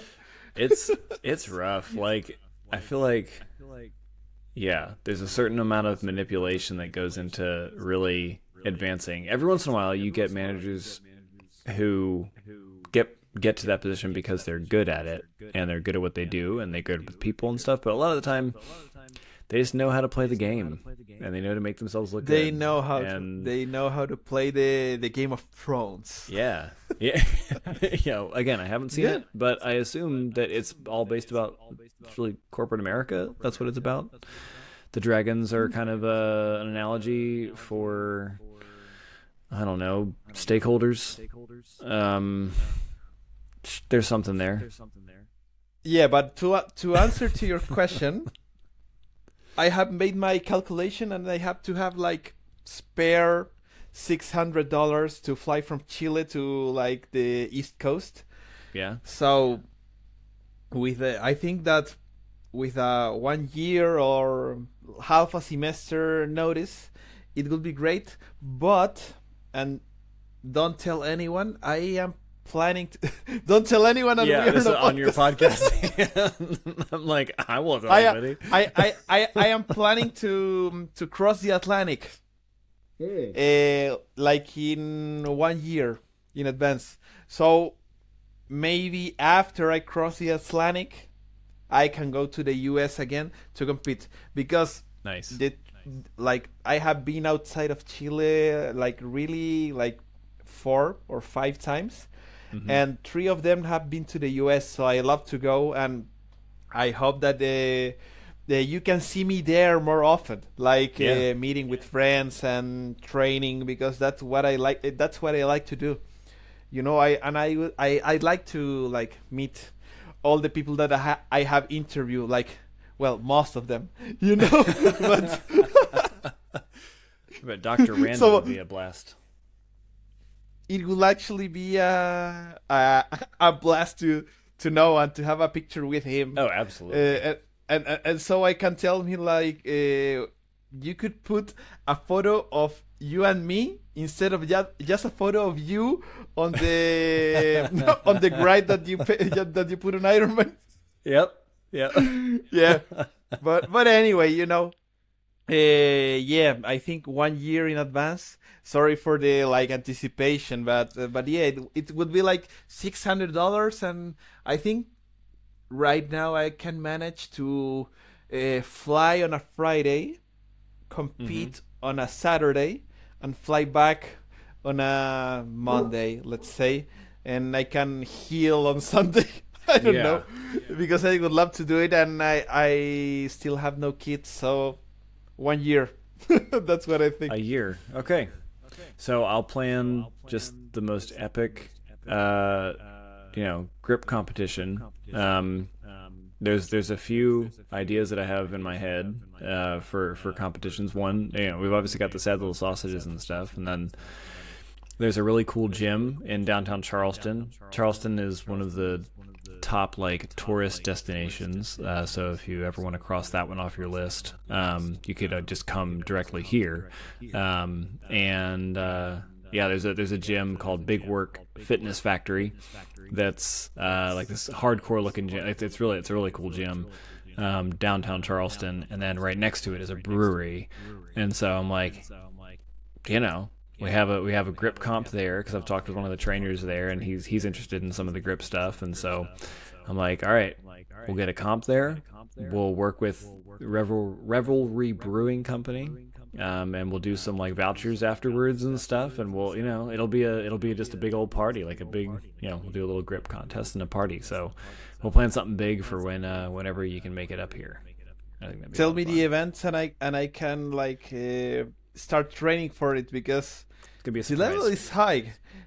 Oh, I can be ready for surprises. I can be ready for surprises as well. I can put some good numbers on my squat, deadlift, and there you go. Thick bar pinch and whatever, and I can be ready for surprises. I think it'd be really fun to for I don't know, maybe I'll do it. I don't know, but to have a competition where you don't outright tell people what's being contested, but you do it in riddles. You come up with riddles and people have to guess what they think is going to be contested, and then they get there, and that's when they find out what it actually is. You come up with little clues and stuff that people have to guess, but you never outright say what it's going to be. I think that'd be fun. But maybe you should make it they shouldn't know who's organizing the event. I mean, in example, I was thinking about Saxon bars and Axel while doing the prep for this interview, because Hunter does a lot of Axel and Saxon. So if he's going to make a contest, I will think he's going to those are going to be there.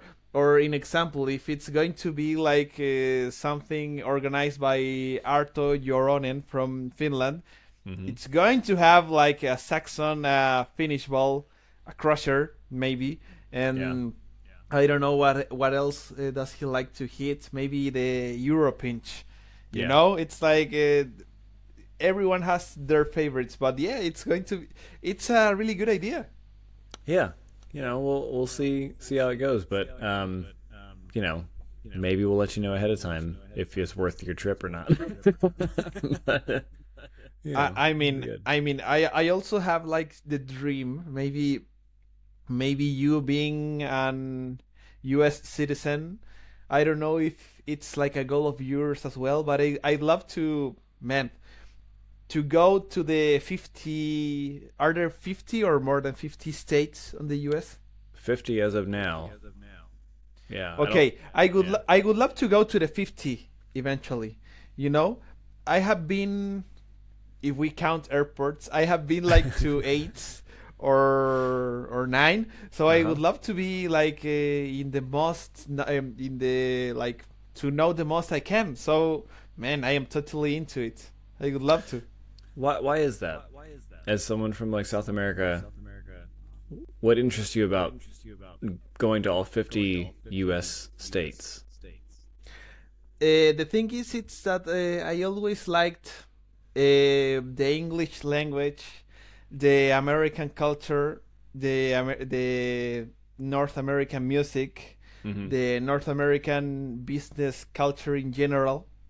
So I got really curious about the US, and man, knowing grip made me being even more interested about the American culture in sports, in business, in food, etc. I mean, if you ask my friends here in Chile, maybe none of them are interested in going from East Coast to the West Coast and eat potatoes in Idaho or whatever. No, they don't. What give a interests shit. you about Nebraska? I would love to go to Lincoln, Nebraska, to know where Penny used to live, and All right. And since they say it's like nothing good to see over there, I would love to like see it by myself. Or an example, I don't know which of the Dakotas has the Mount Rushmore, but I would love to go and visit that one, because here in my hometown we have kind of a Mount Rushmore with some like the working family of the Cooper miner, you know, like like the Cooper. How do you call it? The place where the workers do ching ching and they take the Cooper out of the earth. Or copper. But copper. That's the mine. That's it. Yeah, the mine. You know, it's like. Is that in Valparaiso? No, it's in El Teniente, they call it. It's like in the center of the country, like near to Valparaiso, but not in Valparaiso. Gotcha. Yeah. Is that was that Antofagasta that did the mining there, or was it somebody else? Yeah, Antofagasta Minerals. Antofagasta has his mining, their mining as well. Yeah. Yeah. But yeah, that's what I want to do, and that's like my main focus right now, on traveling and wanting to visit. And actually, back in college, my professors always told us, which of you have been to the US? Half of the class had like the hands up.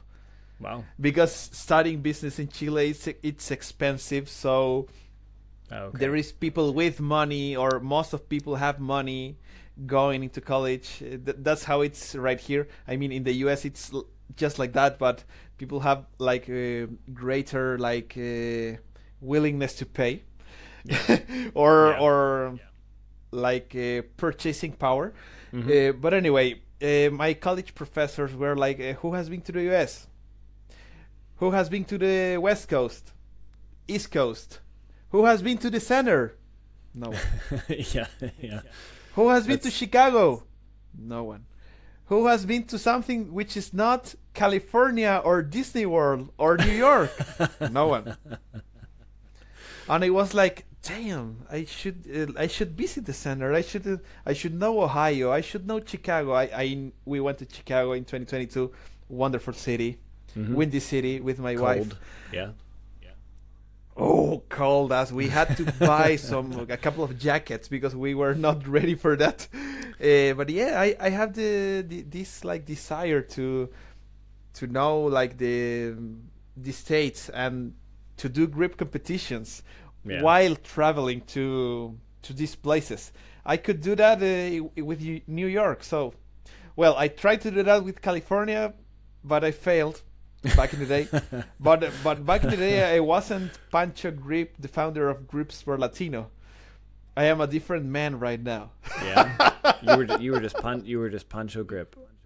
Yeah, just Pancho Grip, and a few people knew me. Yeah, that's it. I was gonna say, I feel like you'd have a great reception here if you came, especially to one of the bigger contests where people kind of come from everywhere and go to. So really. I mean, that's my impression. Yeah, is that in general? Well, I was not there, so I can't. So I can't speak about that. Yeah, no, I mean, like, we've talked about the Cayman Islands of grip and stuff in certain aspects and stuff, and I feel like you're the Switzerland. So you're a friendly place, regardless of. I hope to be as expensive as Switzerland eventually, and as green as Switzerland. There it is. Yep. Having my own watches and my own Roger Federer here. Maybe Paps can be that eventually. Yep. That sounds right. That sounds good. Yeah. So I don't know if you've noticed. But most of the time on the Gift of Grab, Haley is the one who does a lot of the good questions. I'm not good at coming up with questions. So that's all I just like to talk. So those were the questions I had come up with for you. So I am that's going what I've to got. I am going to change the pace right here. I hope to surprise you with this one. All right, let's hear it. Which has been your favorite GSL interview My from the favorite ones you GSL. have seen? Oh man. You can Let's just pick see. one. Okay. Um. Your favorite GSL interview and why? I mean, I did really enjoy the Steve Gaspar one. Just because he's very multifaceted. Like he's got a lot of interests. And he's done a lot with his time here on Earth. Like from the music aspect, which I connect with a lot. And then the climbing, the nutrition, the grip, I saw him. He competed in the Open at the Arnold last year, so I saw him compete there and stuff. And the progress that he's made in the last year is bonkers. And so getting to kind of listen to him and get into his mindset, I think was really interesting. So I really enjoyed that one. I enjoyed the Nathan Hall interview as well, just because I like hearing from somebody that I kind of consider to be I don't know if a legend is the right word. Maybe it is, but To me, it is. Yeah, he's just that was one of the first things when I started following grip people. Was I think he was probably the second or third account that I started following after, just because of the inch replicas that he does and stuff. And so getting to hear from him, I think was really good, and really eye opening. He's just such a normal guy. So he's but you said I had to pick one, so if I pick one, it's going to be Steve's. And which is your least favorite from the ones that you have seen? My least favorite, I hated Haley's. It was just terrible. No. Just kidding. I don't know. I mean, You can skip that question if you want. Paul, if you want to. I mean, it's. I'm not skipping it because I don't want to answer it. It's just that, I don't know that there's been a bad interview that I've listened to. I mean, we talked about Dr. Randall Strassen's interview and stuff, and how the kind of the weird vibes I got from some of that. But even that, it was super interesting just to to hear his perspective on it and to hear him talk about it. And I don't know. I can't think of a bad episode that I've heard. So I like them all. Will. So skip. Paul. Paul. So, Will, last words belong to you. Oh, man. What would you like to share with the grip world? What you say right here may echo into eternity. So choose your words wisely. That was a gladiator. That was a gladiator code. Oh, yeah. My man. Yeah, I got you. Side note to that, when I was listening back to the Quay episode that we did for Gift of Grab, all I could hear was Russell Crowe with a Canadian accent when I listened to him. So, gladiator tie-in. But my message to the grip world, that's a lot, especially after 2 beers. But I am glad to be a part of this, and I am really excited that the community seems to be growing and there's so much activity in it. And so I hope to get to know a lot more people, and know how I can better be, I guess a servant within the community. I want to contribute. So if you have things that, suggestions or ideas or whatever for either Sad Little Sausages, events, outreach, same thing for Gift of Grab. If you have guests that you think that could be interesting to have on here or talk to or hear from, or just you want to know more about me or whatever for whatever reason, then I'm down for it. So I'm glad to be here, and I appreciate you wanting to interview me. Like it's a weird thing. I feel like it's one of those things where people are gonna be like, "Who's that guy?" And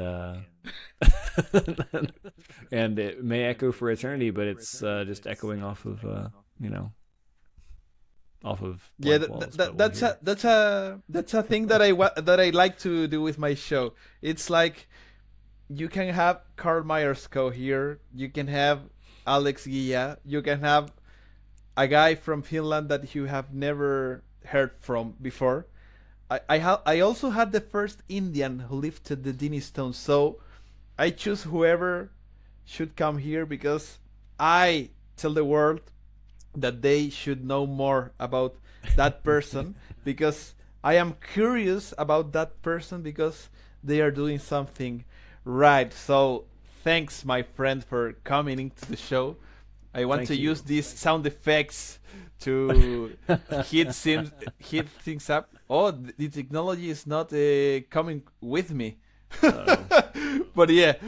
Anyway, thanks for coming to the show, Will, and for giving all this time to the audience. I hope someone can listen to this hitting the road and join into the the new vibes that you are bringing to the grip world to have a good laughter, good time, and good vibes. So for everybody who is listening here in Gripsport Latino, stay tuned for further episodes, and we will see you guys soon. Bye, my friends.